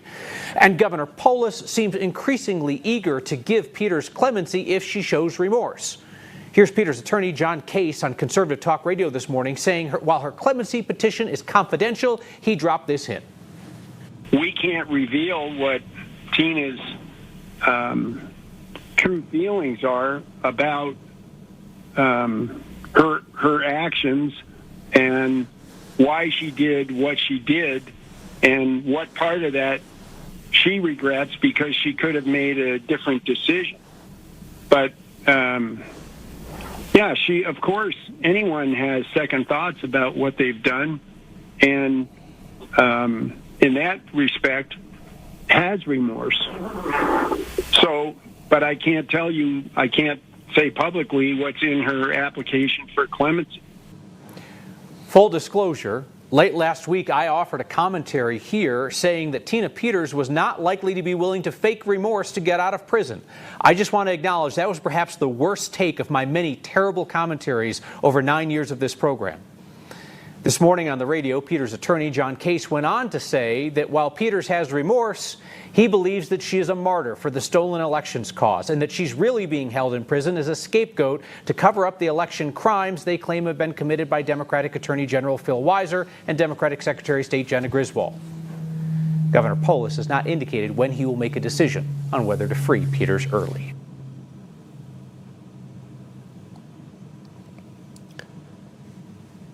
The other two Democrat lawmakers who committed felonies were let out.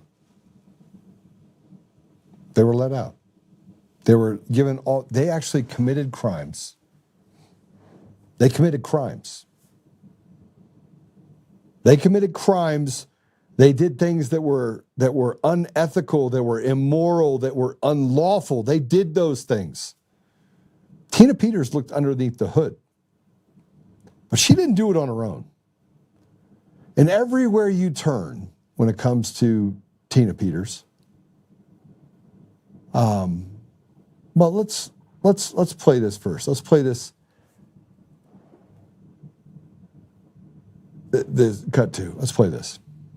In order for Tina Peters to be released, Polis says that she has to feel sorry. She has to feel remorseful. She has to feel guilty. And you know what? I think Tina Peters should feel guilty. And I think she should feel remorseful for trusting the court system, for trusting the judges, for trusting the attorneys, for trusting the judicial process in Colorado. She should feel sorry that she believed in this state's trial and due process. She should feel sorry that this state has such a corrupt system that they have no problem turning a woman of her age into a political prisoner just so that they can silence her voice from ever being heard. She should feel sorry that she trusted these people to keep her safe for being a whistleblower and exposing the fact that in this state there is no election integrity. So yeah, she should feel sorry because she ever trusted anyone in this state. Because at the end of the day, if she knew what was going to happen to her, I have no idea if she would have actually done what she did. Because this is an atrocious thing that has ever happened. And you know what? She has come out and she has said that she feels remorseful. And I hope that's why she feels remorseful, because she trusted these people. So I want to play, I got a couple things I'm going to add to this that I told them that I wanted to add to this.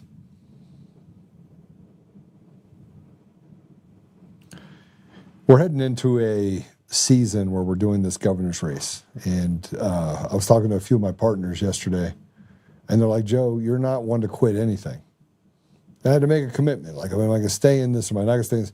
And people have said, Joe, are you going to stay in this race? We got this guy, Victor Marx, in the race. And there's a lot of questions about Victor Marx. And our election processes are absolute dog shit. Our judiciary is rotted to the core. I mean rotted to the core. Rotted to the core. They have created a system where they can change the rules at will, do whatever they want, run it up the flagpole, move stuff around, make it look like it's a system that's designed to do anything other than just enslave the people. But people are actually waking up to this idea. I want to play this for you. Victor Marx went out and did an entire broadcast, and he's trying to make himself a victim. He's trying to make himself a victim. And I have been attacked by bots, and I went and just analyzed the people that attacked me on my post for talking about Victor Marx. And I'm talking about Victor Marx has nothing to do with the fact that I'm running against this guy that is running for governor. It has everything to do with the fact that if you're retarded enough to not look under the hood and do your own research, and you just want to accept it because some church that wants to be the cool kid on the block says we got to go with this guy, or that Lauren Boebert says you got to go with this guy, and you don't do your own research and you don't look at the man's his own actions and the things that are just tied directly to. If you don't look at it, and look, I'm all for foibles. I mean, they're just certain stuff that I just don't. You know, the fact that he doesn't get along in his family and there's like all that, that's fine. I don't have any issue with that. People have family squabbles. I don't have any issue with, getting in bar fights. I don't have any issues with him being, kind of a derelict as a youngster. None of that stuff bothers me. I don't care about any of it. Stolen valor, I care about that. But let's play this. This is the run-up for Victor Marx to say I'm a victim. It's a small group of people that are attacking me. It's not a small group of people. I've attended multiple meetings everywhere. There are lots of questions you're not answering it, and you want people to vote for you. Now, look, at the end of the show, I'm going to run through a bunch of things that I'm going to support. And I'm going to do a video after this. I'll put it on probably Facebook, and then I'll just push it out to everyone else. But it'll go through what the policy things that I want to accomplish, and I want you to hear from my own voice, from my own mouth, that these are the things that I'm committing to do in Colorado. This has nothing to do with Victor Marx, though. Victor Marx made it all about Victor Marx. If you had a coherent policy position that people could either argue for or against, it'd be different. But you get up and you want to do this dog and pony show and take a gun out of somebody's hand and say you're the fastest at this and you're a 7th degree black belt and you're just not. So play it. Vaughn Kennedy, is that your real name? Oh, no. I've been found out. So, the name deal. Yeah. Let me say this. There is a very small group of people who that's the best platform they have to run on is attacking me. So, I'm happy to answer questions. The first one, Vaughn Kennedy. I was born Vaughn Victor Martz. Okay. As my birth name. When my dad got my mom pregnant, they were divorced. He shoved rosa beads down her throat, put a pistol to her head. He never claimed me as his kid when my mother was pregnant. It was from there that he was gone, my mother took off, but on the birth certificate, they put Von Victor Martz. Now, my mother remarried. She married 6 times. Oh, wow. She struggled emotionally. And some women, when they were abused, she was abused as a kid, horrible. They try to fix their pain of their childhood by marrying messed up men that if I fix them, then I'm helping. But it really doesn't work. So the first guy she remarried was a pedophile. And his name was, I put it in my book as Mr. K.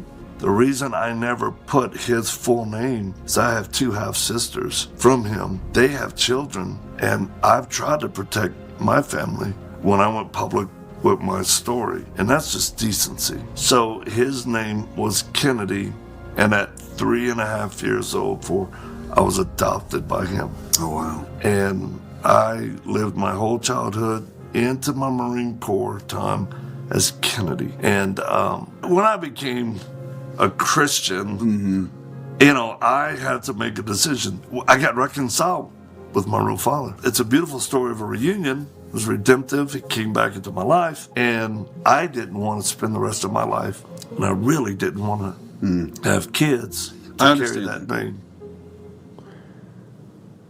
Okay. Beautiful story. It's a beautiful story. But it's a story.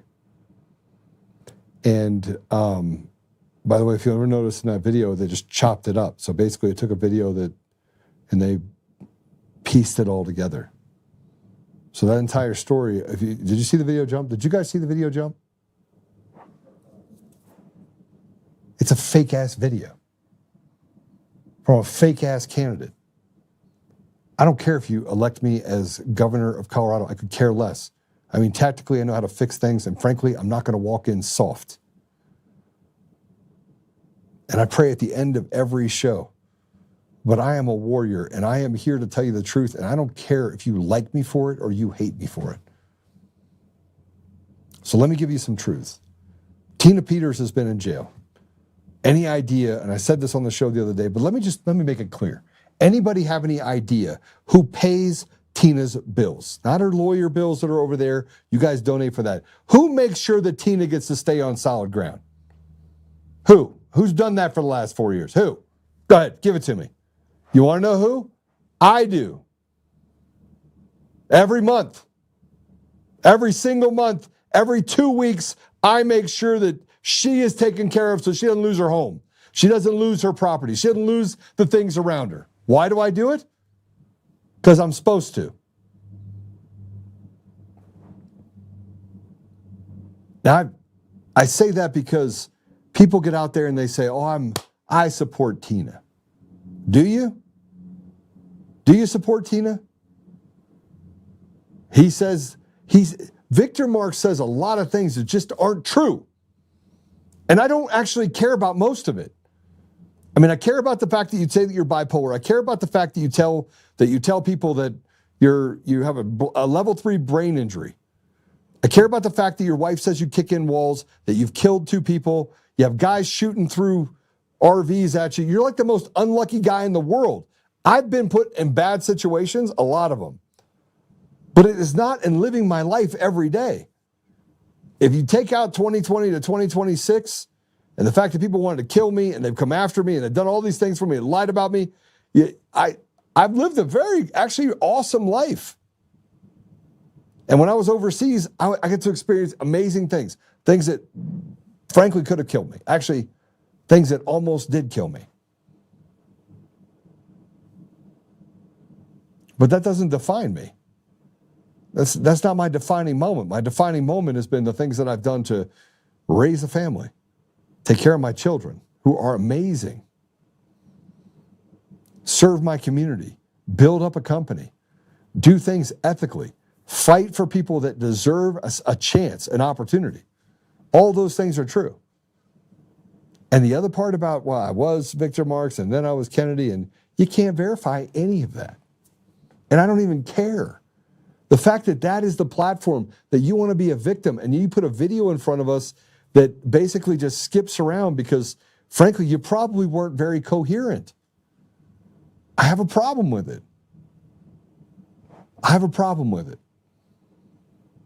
And I'm not a part of this little group that goes out and chases Victor Marx. I'm not the part of the group that goes out there and does research on Victor Marx. I don't have anything to do with it. People go and they share stuff with me, and I'm disgusted by the fact that, look, I don't buy likes, I don't buy followers, I don't do any of that. I've been canceled from every platform, and I just don't care. But I'm going to tell you the truth about what's happening with Rumble. Because I don't care. What I do care about is the people in my community. I care about the fact that this little prick will take this video and then he will walk around and he will tell people that it's Joe Oltmann. I was at the Evergreen deal and he's like, oh, that guy in the back, Joe Oltmann. And, you know, you said, and I've said nothing. And his little butt boy, Trent, who calls himself a pastor, who can't stop lying. He couldn't stop lying if he was standing on the truth and the truth was popping out his eyeballs. He still couldn't stop lying. And the fact that I have to stop and do this because of the phone calls that I got today of, oh, Victor Marx attacking you again, Joe, and he's doing so just like slightly. And then I get phone calls from people that support him, and they're like, how can you say this stuff about Victor? But he says, he says, well, I don't want to name names. Well, he walks around and names names.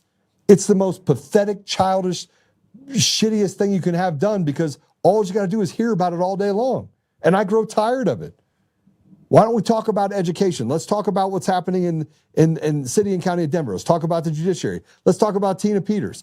Let's talk about the fact that the economy is at an all-time low and that companies are leaving here in droves. Droves. And it's almost unlivable for the people here and businesses. It's an untenable situation. There is no way that a business can thrive here in this state. No way. And the slippery slope into a degraded state is already there. It's already here. Let's talk about all those things, but we don't want to talk about that because you're too busy telling everyone how you can take a gun out of somebody's hand and you know how the FBI works when you don't, and that, you know, we don't want to address the issues. Okay, we don't want to address the issues. You came out of nowhere, Victor, Vaughn, whatever the hell your name is. I don't even care what your name is. I tell you what, run your race. I'll run my race. Scott will run his race. Barb will run her race. Anyone that has accomplished anything in their life knows you're a paper tiger. I think you're a paper tiger. We can get on a mat. I mean, you're a jiu-jitsu guy. Let's get on a mat. We'll raise money for it. Me and you get on a mat, and we'll see how tough a guy you are. It's really simple. That way you could tell me you're tough. I mean, you could show me how you're a 7th degree jiu-jitsu. We can record it. Let's do it. Not taking away a gun. Just getting on a mat. Let's just go play on the mat a little bit. You know, we'll just kind of shoot in, see how that works out. You're a tough guy. But stop this tough guy attitude and then going out there and doing this passive aggressive stuff and then coming at me as if you're the victim. I don't think you're the victim. I don't think you're the victim. I think you got yourself into a hole. You should probably just admit the hole you're in and move on. But I'm not going to be the one to blow up your jiu-jitsu 7th degree black belt deal. It's going to be the jiu-jitsu people, because I've already talked to a few of them, and they think you're a paper tiger too. All right. Now, let's talk about this post that Sharona Bishop put up. It's my show. I can talk about whatever I want. Sharona Bishop put up this deal. Now, I want to point out a few things. Sharona Bishop is a hairdresser who went to go work for Lauren Boebert. That's how she started her going from a hairdresser to her political aspirations and being an expert, okay? She went to go work for Lauren Boebert. That ended with the relationship being irreconcilably different and Lauren telling her to get the hell away from me. Now, I don't know the specifics behind that, but I do know quite a bit of the specifics behind it. But because I was given to me in confidence, I will keep it in confidence. But let's just say that if you were to call up Lauren Boebert and ask her about Sharona Bishop, she has nothing nice to say about Sharona Bishop. Now let's fast forward to Tina Peters. The reason why Tina Peters brought in this guy named Conan Hayes, and Sharona Bishop works for Mike Lindell. She works for Mike Lindell. I've had people come to me and say, Joe, you can't, Sharona Bishop's a good person. No, she's a Fed, okay? That has caused more harm and created more destruction over this movement while saying it's conservative ink over there and these are the bad guys, bad-mouthing me and creating this whole big cloud of the mean girls in high school. Here's the thing about me. I want to just make sure that a couple things happen. Tina Peters gets out, but when you start doing this thing and trying to create a narrative and that you're the spokesperson for Tina Peters and you're doing all this stuff that you're not doing, I'm going to say something. But Sharona Bishop went to Tina and said, here's what you have to do. We have to turn off the cameras. We have to do all these things. We got to get this ID. She got Gerald Wood over here. We're going to give you an ID to Conan Hayes. You're not going to have to come in. She conspired to do all the things that Tina Peters went to jail for. Truth. It was her connection with Mike Lindell and Tina and Conan Hayes, not Tina Peters. And Tina Peters is like, okay, I guess we have to do that. I guess Tina Peters, this is who Tina Peters is. When Tina Peters wanted to actually make a copy of an image, the first thing that Tina Peters did was what? Anybody know what the first thing Tina Peters did? I'm going to tell you. She went to the IT department in Mesa County and says, I need you to come in and do a forensic image for me. She went through the front door. She goes, here, we have problems. There's something wrong.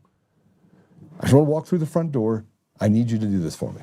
And what did the IT department say? They said no. She's like, well, I feel like there's a problem. And they're like, no, we won't help you. So Tina said, because here's Sharona Bishop, Sharona's telling her, you got to do something, we got to get an image, we got to get an image. She gets an image. She's like, okay, I got an image. And Conan Hayes comes in, whose dad was a CIA agent, who was an informant, a government informant. That's what Conan Hayes is. Conan Hayes was a CIA informant. Don't take my word for it. His dad wrote a book. He supposedly took down Backpage, the people that ran Backpage. I can tell you the story behind Backpage too, and the demonization of the people that had Backpage, and the fact that they were set up by this guy and a bunch of other people. Conan Hayes, the guy that said that there was PCAPs and that he had them, and then we had the symposium, and Mike Lindell, the useful idiot in all this, who lost $5 million because he made a bet that you couldn't disprove the PCAPs. Well, I did in 15 minutes when I was upstairs with Conan Hayes, and I knew he was lying. Sharona Bishop brought in Conan Hayes. Now remember, Tina Peters was never charged for looking into the machines. She was charged for things around it, like the ID, turning off the camera, handing it to somebody else, influencing a public official, having people do things in the middle, knowing about all this stuff that's happening. But the first thing that Tina Peters did was walk through the front door. And she called the IT department for Mesa County and says, do me a favor and make me an image. Because Tina Peters has not had so much of a parking ticket. But in walks, boop, boop, boop, America's mom by her own standards. And says, no, we got to do all this creepy stuff over here. Fast forward again, raising money for Tina Peters. Said the money was going to Tina Peters. It wasn't. And she was making a cut of it for her legal defense fund. A cease and desist was put onto Sharona Bishop. I had to get out here 3 or 4 or 5 times and say, stop raising money on the back of Tina Peters. Now, I want to go back to the beginning part of what I just said. I'm the one that pays Tina Peters bills. I pay her every single month. And why do I do it? Because I want to protect Tina Peters. So when she gets out of jail, she has a firm foot. She can stand on firm ground. I don't have to do it. There's no obligation that I have to do it. I do it because it's the right thing to do. And by the way, I don't have money just laying around anymore. I've spent millions and millions of dollars over the last 6 years. True story. I had some really cool cars, just so you know. Lambos and bigger Porsches and all sorts of stuff, all gone. Patrick Byrne, $85 million. I did not spend as much as he did. But I don't even complain about that. I complain about this piece of trash who goes out there, creates havoc. Other people have to pay for it. Oh, but she testified at court for Tina. She also said that she had a video of Gerald Woods and held that back and never gave it to the attorneys and never gave it to Tina. But she testified. Yeah, she testified. She got her house raided, Joe. Oh, yeah, I'm sure she did. I'm sure she did. Like, Joe, why are you spending so much time on this? I'm going to tell you why I'm spending so much time on this. We spend all of our time picking winners and losers. What's good, what's bad. I don't care if you like me for it or dislike me for it. But the Victor Marks thing, she had something to say. She got right in the middle of that now. So you have the entire, she doesn't even live in Colorado, by the way. She lives in Texas. She has zero to do with Colorado politics, except for when she puts her nose into it. She left here. She left here on a train, just went straight down to Texas. They won't have her. Nobody in Texas has an appetite for her. So she puts herself in the Colorado mix and makes sure everyone knows about it. And she has slandered me up one side and down the other. This is the person, by the way, that I have a text message with who tells me about Michelle, another person working for Mike Lindell, and says, Michelle is gray man. Tells me basically that we have a government informant that's working for Mike Lindell. She's gray man. She works both sides of the fence. And I'm like, what is gray man? I didn't know what gray man was. I didn't know what it meant. I had to go research it. When I did, I came back and I was like, you cannot be serious. True story.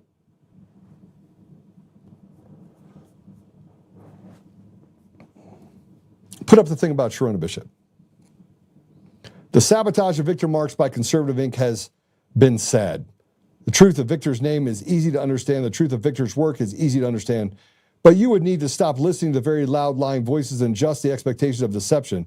It's hard. True conservative Coloradans have experienced nothing but trauma and deception in the last 8 years. Here's a fresh look. Thank you to the Timber Lodge media for being brave and actually addressing the allegations head on. What allegations did they head on? What are they? Just debate people. Try that on for size. Don't call all the different counties and say, if you have Joe Oltmann on, I'm not getting on that stage. Don't call and pressure people and say, don't give Joe Oltmann a voice. You're a coward. And Sharona, you're a Fed informant that literally has destroyed everything that you have touched, from Lauren Boebert to Tina Peters, and now you put yourself in the middle with Victor Marks, who you know nothing about. Nothing about. You don't know Victor Marks. You don't have any idea who he is. And you're not even in Colorado, but you got to get involved in Colorado politics. And this is the problem that we have in Colorado. We'll handle our own business, but we can't, because we have people on the outside that come into Colorado and say, I know what's best for you because I'm a hairdresser from Mesa County. Yeah, I got it all figured out. I'm upset because we never seem to get to the bottom of anything. We have candidates that, frankly, have been serving for so long. I've been serving for 6 years. I don't even have a candle to Barb Kirkmeyer. I can't hold a candle to the fact that Scott Bottoms has been a pastor for over 20 years, served in the Navy. No idea who that is. And then went on to serve in the legislature for the people of Colorado. I ran a business. I worked in the Middle East and Africa for 6.5 years, did some amazing work, saved a lot of lives. But from a Colorado standpoint, there are a lot of candidates in this deal that didn't go set up a nonprofit and suck off 89% of that money for your own personal gain, only allowing 11% to go to stuff, and then lied about doing stuff in Haiti and other places where you know you have people like Brian at Gray Bull Rescue who actually did the work over there that are saying, look, the guy didn't do any of the work. And you want everybody to walk past it with just your word. And people like Sharona Bishop saying that it's Con Inc. and that I'm lying. But Sharona Bishop, you can fuck off. I'm not lying about anything, nor did I lie about anything. And nor was I involved in anything to do with researching Victor Marks. I had nothing to do with it. And Darcy never worked for me. And I never paid Darcy. And I didn't pay any of these other people. But the problem in the state of Colorado is that we have candidates that they are standing up, that they are trying really hard. They are trying really hard to get a Victor Marks across the finish line. And these aren't the people. You don't set up sock puppet accounts and bot accounts and have a 22-to-1 ratio of spam and bots that go across the deal if you're a legitimate candidate. You show up, you answer questions, you walk softly, and you carry a big stick. And you make sure that when you're out there speaking to different people, especially in Aurora and Denver, that you can actually recognize what they need inside of those communities. Listen to them and then take it back and say, okay, here's what we're going to implement. I listen to the poorest among us. This is what they need. So that we don't have a philosophy where we think that we're just going to win by staying up and down the I-25 corridor. That's not how you win anything. And what makes things even deeper and more despicable in the state of Colorado is the ties that we have to Soros. And it's dramatic. This is not the boogeyman. This is basically an organized crime. You have the boss, right? And so the bosses all get together. That's a few families around the world. Those are the people that basically make all the rules globally. And you can see it because the same problems we face here, they face in other countries where you have this transgenderism, whatever you want to call it, and DEI, and everyone's a racist and a homophobe. Like they've tried it over there first, then brought it back to our soil and said, here, we're just going to screw up everything in America. But here's this invisible, the truth behind this invisible Colorado. Let's put this up for a minute. The Lakewood chapter of Invisible Colorado is back at it, holding weekly rallies at Alameda and Wadsworth to demand we abolish ICE. While they claim to be a local movement, the closer look reveals a much more coordinated agenda. And here's what's actually happening. Radical agenda from calling to dismantle federal law enforcement to backing staunchly conservative candidates like Phil Weiser and Michael Bennett. The group is pushing Colorado further to the fringes. The money trail, despite the grassroots label, the National Invisible Network has deep ties to billionaire George Soros and his open society foundations. Subversion, not activism. This is just about local policy. It's a well-funded effort to undermine U.S. immigration enforcement and traditional American systems. The group seeks to destroy the United States. Colorado deserves better than paid subversion disguised as community activism. It's time to see the protests for what they really are, a top-down push to radicalize our state. And it's not just George Soros, it's now this Alex Soros character, his son. It's generational, people that come in and they built a business on how do we take everything off of the apple. Take it down. I want to bring this up really quick because it was beforehand. This is a father post, and Father Rippinger did a video. Can we put that up, please? If people actually knew what was going on in our government, they'd probably be hanging these people from lampposts. This is a man of God that put this up. I mean, think about what has to happen when the church is talking about just how evil our governments have become. And it's not just the federal government.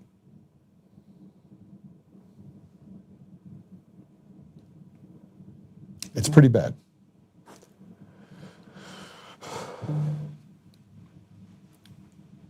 No matter what President Trump does, no matter what we do on our state level, if we don't get to free and fair elections in this country, if we don't get to a place where we have the SAVE Act passed and then we get rid of machines, we are in big trouble. And I want to point some things out that you might have forgotten. Dominion Voting Systems headquarters, the office, was in Canada. They shared a floor with another organization that was Open Societies with George Soros. They shared a floor with them. Coincidence? So let me just get this straight. Dominion Voting System says, oh, you know what? Let's get on a floor, Open Society. Let's go hang out with the Soros. Let's go hang out on a floor with Soros in Canada. And you want to know some more stuff? It took 6 years to uncover the fact that Eric Coomer at Dominion Voting Systems, who went back and forth to Serbia and China and all these different places, it took 6 years to figure out that he gave access to coders, because then it's plausible deniability. Coders over in Serbia that inserted themselves in the source code in the Denver office in Colorado. And that Dominion Voting Systems, their U.S. headquarters, was right here in Colorado. But you've probably forgotten about all this. Everything that we deal with right now all the degradation that we have comes back to stolen elections, period, end. Comes back to subversion of the will of the people and retards being put in positions of trust on both sides of the aisle. People that effectively can't get things done. It's the only reason I ran. It's the only reason that I've encouraged other people to run at every level. And it's the only reason that those people actually lose as well, is because the system is designed to be circumvented at the primary level all the way into the general election. They rig the system. So you got to take out just some of the parts and just hope that good people get through. But if you don't, you just heard from Brigadier General Holt. You just heard from him what he said was going to happen. We will get to the place where he said he met with a guy over in Kyrgyzstan. And what happened? He had lunch with him one day. The next day, they peeled his face off and threw him in prison. Now, I hope that never happens. I hope that we never get to a place where we have that. The only blood I want is the one that happens on the edge of accountability because they were tried for treason and they were hung by their neck. I want those people that hurt Americans, I want them to pay. I want people that steal elections and have led to the degradation of society and to all this stuff they're putting inside of our schools. I want that to stop. And here's our partners at Defending Ed. They have identified schools across the nation with written policies to force teachers and staff to hide a child's gender distress from parents. Check out the Colorado schools on the list. Adams County, Boulder County, Canyon City, Cherry Creek School District, Denver Public Schools, Englewood Schools, Fountain Fort Carson Schools, Harrison Schools, Jefferson County, Littleton, Padre, Pueblo, St. Verans, Steamboat Springs, Thompson Schools. They have literally gone in and said, you're a parent, we're going to hide this stuff from you. And if you want to know how you get somebody's face peeled off of them and thrown in jail or worse, go ahead and go attack all the parents, because now the parents are starting to realize as they run away from it and go to homeschooling or online schooling, they're going to do everything they can to protect their kids. But here's what's going to happen. They're going to snap. And when they snap, the FBI is out there already starting to create this other narrative. Get back to it where, again, this is why the SAVE Act is so important, because the people that are in these positions of trust and authority, they're all rubbing each other's back and saying, it's complicated. But it's not. And you want to know something else? Their entire system, their entire existence is around protecting one group of people. You think black people are being protected? Black Americans being protected? Oh, no, you got to be Somali. So you can be stupid enough that gives most of that money back into a system, an apparatus that allows for them to launder that money back up to Democrat candidates so they can lie and cheat and steal and still make themselves look like that's the popular choice in America when they know it's not, because they're stealing it's all kabuki theater. And what's worse than that is the American people can now see it.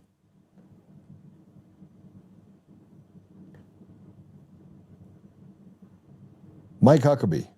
I know Mike Huckabee. He's U.S. ambassador. I've told you guys all, be careful when you put everyone in the same bucket. Brigadier General Holt said it, we need to do an audit of October 7th, what happened in Israel, because 7 hours went by and they let them slaughter lots and lots of Israelis. And you don't even understand. People there understand. The people in Israel fully understand what happened. Fully. But Mike Huckabee said that Christians are spiritually enslaved to a moral debt they owe the Jewish people forever. I don't even know what to say to this. Go ahead and play it. I get asked all the time, because I'm a Christian, and they say, well, why are you so supportive of the Jewish people? I said, you can be Jewish, you don't have to have anything to do with Christians, but you can't be a Christian and not understand that your entire faith is built on the foundation of Judaism. So for Christians, we look at this as an obligation, a moral debt that we must repay. And therefore, I don't understand anyone who says, I'm a Christian, but I don't really want to support the Jews. Well, how can you do that? But it is not the view of those of us who are what I would call biblical believers that accept that what the scripture says about the Jewish people. In Genesis 12, those who bless Israel will be blessed. Those who curse Israel will be cursed. It gets pretty simple. I say there's a miracle every day in this country.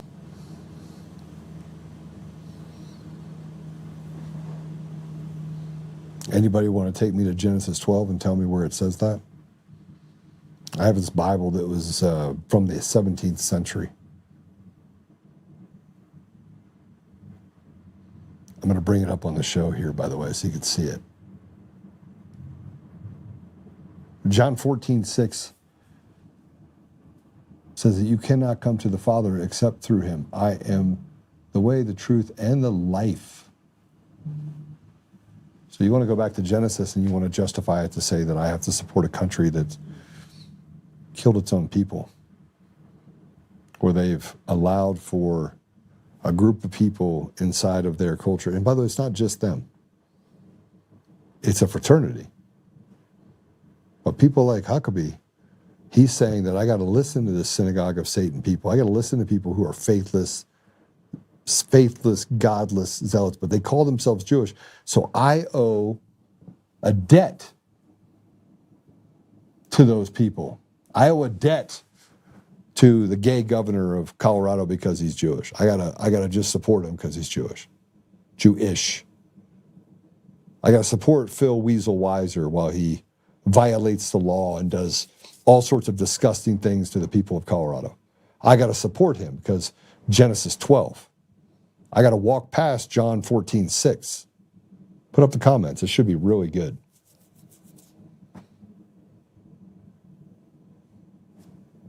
Tell me again. Tell me again where anywhere inside of all of this I'm supposed to capitulate to evil, but say, well, you know, they get a free pass because he says he's a Jew. And this is why I call people from the synagogue of Satan. I can support the heritage that I come from. I can support my people. I can support black people and Hispanic people and Indian people. I can support every bit of people. I can support Jews, Hindus, Muslims. But you say that I owe a debt and that I have to bless Israel in order to be blessed. God will curse those that don't bless Israel. Get the hell out of here. That's not what it says. First of all, that's not what it says in Genesis. And second of all, Jesus came to do what? He didn't came to change the record. He came to set the record straight. To basically tell you this is to reinforce it. So tell me in what everything that Jesus says that he reinforced anything other than the fact that you cannot come to the Father except through him. But we've created an entire thing where we get told that we're a democracy. We're not. We get told what our history is. We get told that a vaccine is good. We get told that COVID is some sort of diabolical thing, that it turned out to be nothing.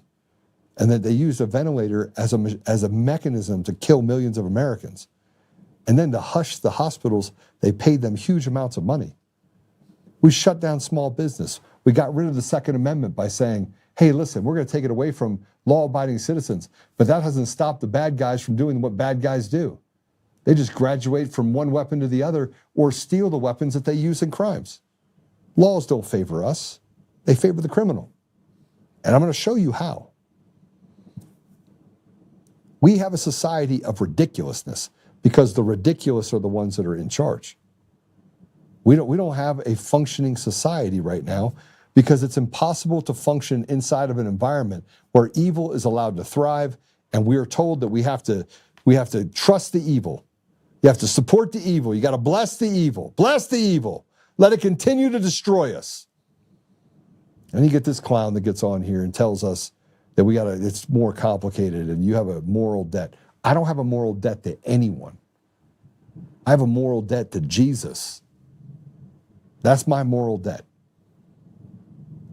1 John 3:16 says, I gave up my son for you. You should be willing to lay your life down for your brothers. And I believe that extends to sisters as well. That's what it says. You can like it, you can not like it. But it's what it says. And if you read the Bible from end to end, man, you will become bipolar if you try and figure out which verse is you're supposed to follow or not follow. You just look for the consistencies, you look for it's like everyone goes to, you have to turn the other cheek, Joe. Don't use the word retard. While you watch children get groomed, and you tell me I can't use the word retard because it's offensive. You know what's offensive to me? What's offensive to me is that we give free health care, free child care to illegals and people that do not belong here in the United States by right. And we step over the bodies of Americans and tell Americans, black and brown Americans, white Americans, whatever you want to call it. It doesn't matter at this point. But we tell them, you have a right to one thing, and that's an abortion. We're going to give you a right and tell you your body, right? And I saw an interesting video that talked about this specifically. Your body. Stealing the vernacular of Jesus when he talks about his flesh. I thought the video was unbelievable. And it talked about abortion. It talked about what they've done in the abortion movement and the fact that Planned Parenthood is the #1 provider of abortions across the country. Guess what else Planned Parenthood is the #1 provider of? Gender-affirming drugs to switch people's genders. So if they don't kill the baby when it's coming out, they kill the baby later by killing the soul and the spirit of that particular kid. I want you to think about that.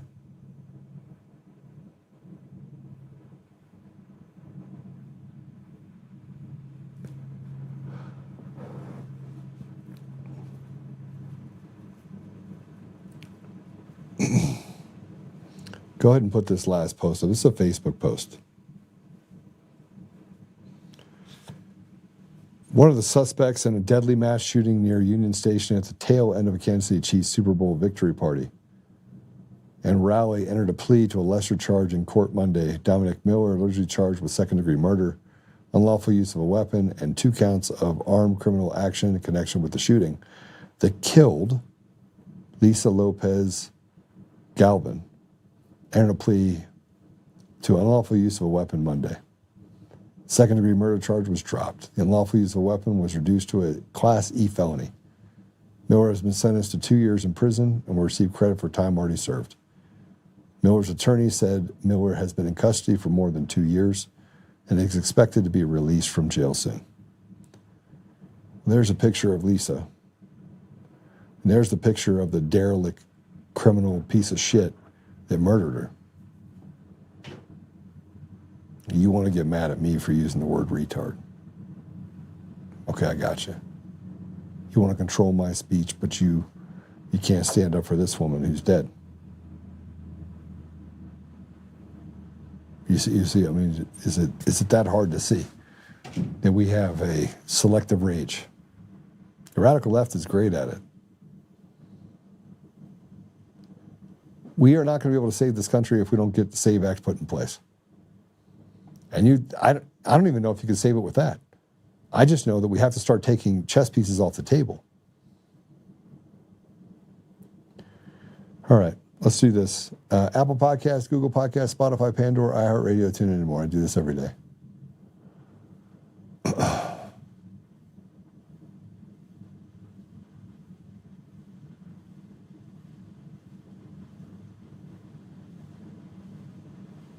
I'm just reading comments.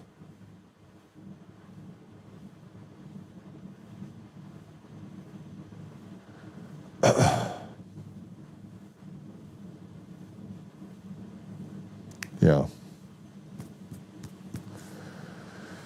Whew. Start talking about. Yeah.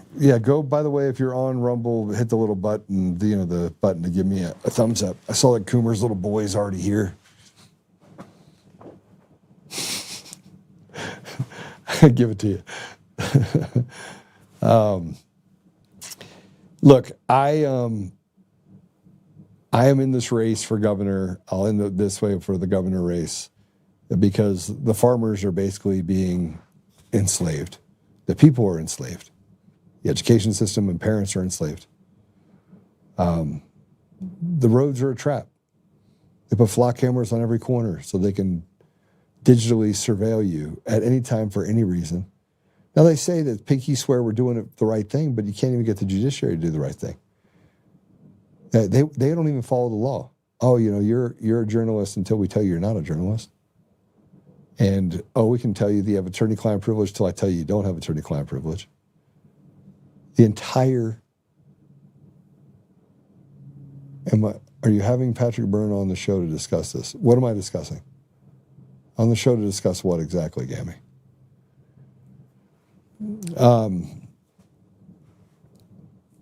Maybe. I mean, I got Patrick Byrne on anytime. It's kind of good to have him on. It'd be good to have him on about Tina for sure. I have my faith in these two words, okay? My two words are this: but God. I have no interest in supporting Israel. None. They're an ally. Great. So we got to go kill people for it? No. No. Does that mean that I'm pro whatever you want to call it, Iran? Nope. Sure not.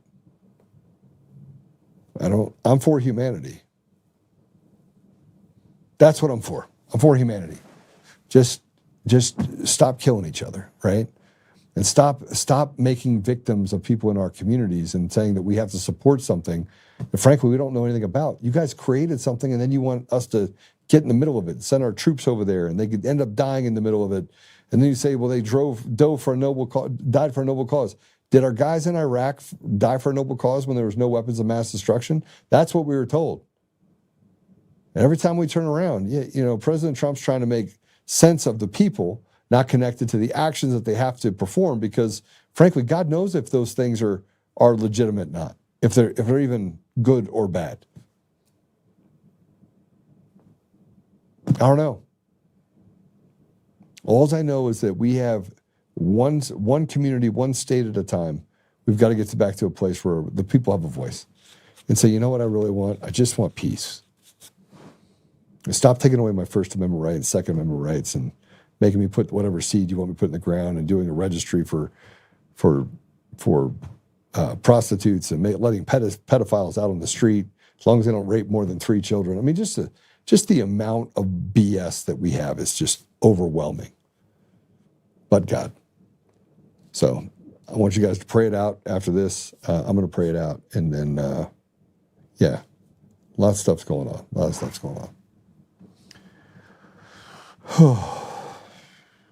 How hard is it to simply make fair trade deals, share technology that benefits humanity, so everyone can live modestly in peace?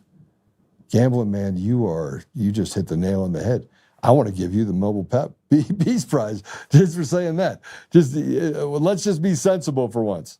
That'll require us to get rid of retards, shrink our bureaucracy, cut the budgets, and hand back the keys to the people. War makes no sense today. I agree. It doesn't. All right, let's pray. Father God, thank you. Thank you for our guest, Father. Thank you for the blessings you've given us in our lives. And if I misspoke about the blessings of blessings, please tell me. I have never had a burning bush moment, but I've never needed one so clearly that I need one right now for this.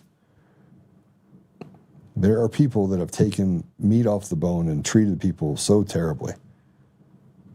And there's this underlying just tension that gets created when you have a society that says that we're for truth, justice, and yet they're not for either one of those things. It creates an environment where you're at odds with what you're being told versus what you're seeing. Father, help us that we can have discernment towards that, but we can also have consensus, that we can get more of us together to say, here is what we see. What do you see? And to clear out all of this rot and rut and evil that has just consumed our country, consumed our very lives. Help us to be patient with each other, but also to be strong and to stand in that strength. And I know we have lots of people that are running for office, Father, and I would just ask that you lead the candidates in such a way that they may honor you while seeking to restore all that is good about society to our state. And Father, please help us that we may have a voice for the voiceless, and that we may never forget the where we came from. We never forget the plights of those people that have gone without for so long, lived in droughts. I say these things humbly in the name of Jesus Christ. Amen. All right. I will see you guys soon. Oh, water updates. I do have a water update. I'm not going to do it today, though. I'll do it tomorrow. Yeah, man, that's crazy all by itself. The amount of stuff that we found in the water. Ugh. Crazy, crazy, crazy. All right. Remember, Apple Podcasts, Google Podcasts, Spotify, Pandora, iHeartRadio, TuneIn, and more. We also have Pill.net. We're on Brighteon. We're on all sorts of radio stations. And no matter what they do over at Rumble, I'm going to continue to push forward, and we'll try to see if we can build some stuff up that you can use. So God bless you. I'll see you soon.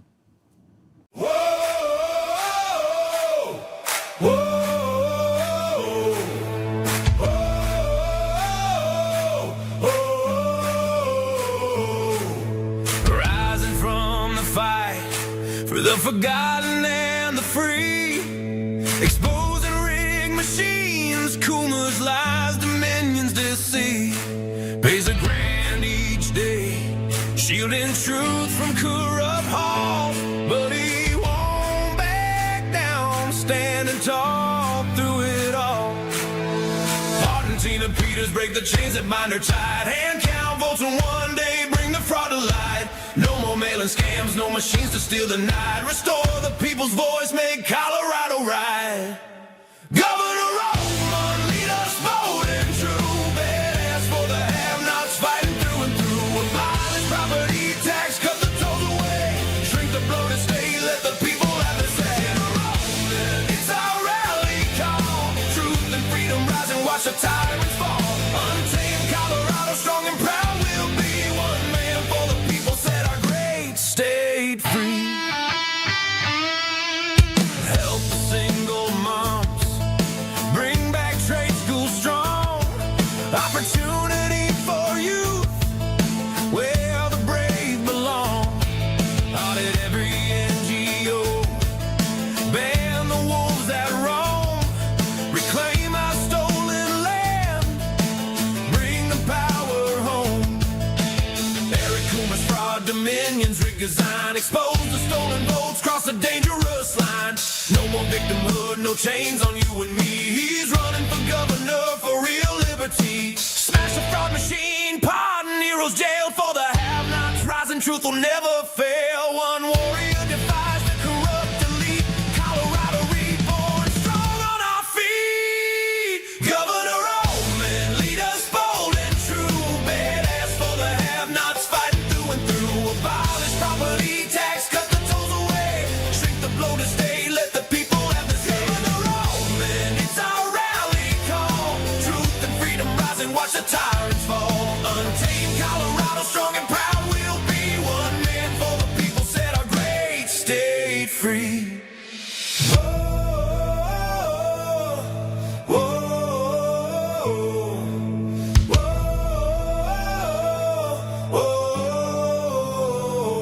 Governor Oltmann, lead us bold and true. Governor Oltmann, freedom forever, Colorado rise.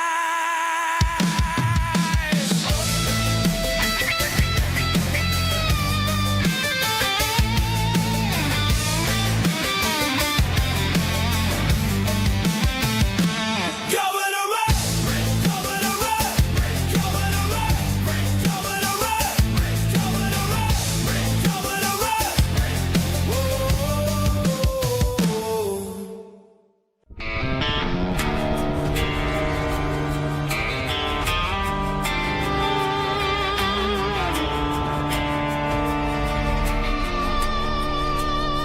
Rise up untamed, in the heart of the fight where the wild ones roam. Joe Oltmann's calling, bringing truth back home. From conservative daily to this untamed fire, we shatter the silence, lifting spirits higher. No chains can hold us, no lies can prevail. Authentic and fearless on this rugged trail. Patriots gather under stars and stripes. Untamed nation, igniting the night. Untamed nation, let the truth roll out in this land of the free. Standing proud from sea to shining sea, we won't back down. Catch the fire, wear the crown, untamed nation. It's our battle song, motivating hearts where the brave belong. Yeah, untamed and wild, forever strong. Play it again all night long.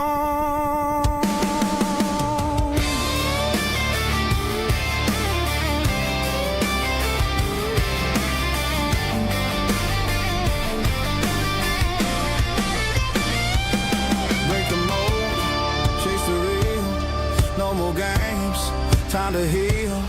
Joe's voice leads the untamed crew. Truth matters through and through. Untamed nation, let the truth roll out in this land of the free. Standing proud from sea to shining sea, we won't back down. Catch the fire, wear the crown, tame nation. It's our battle song, motivating hearts where the brave belong. Yeah, untamed and wild, forever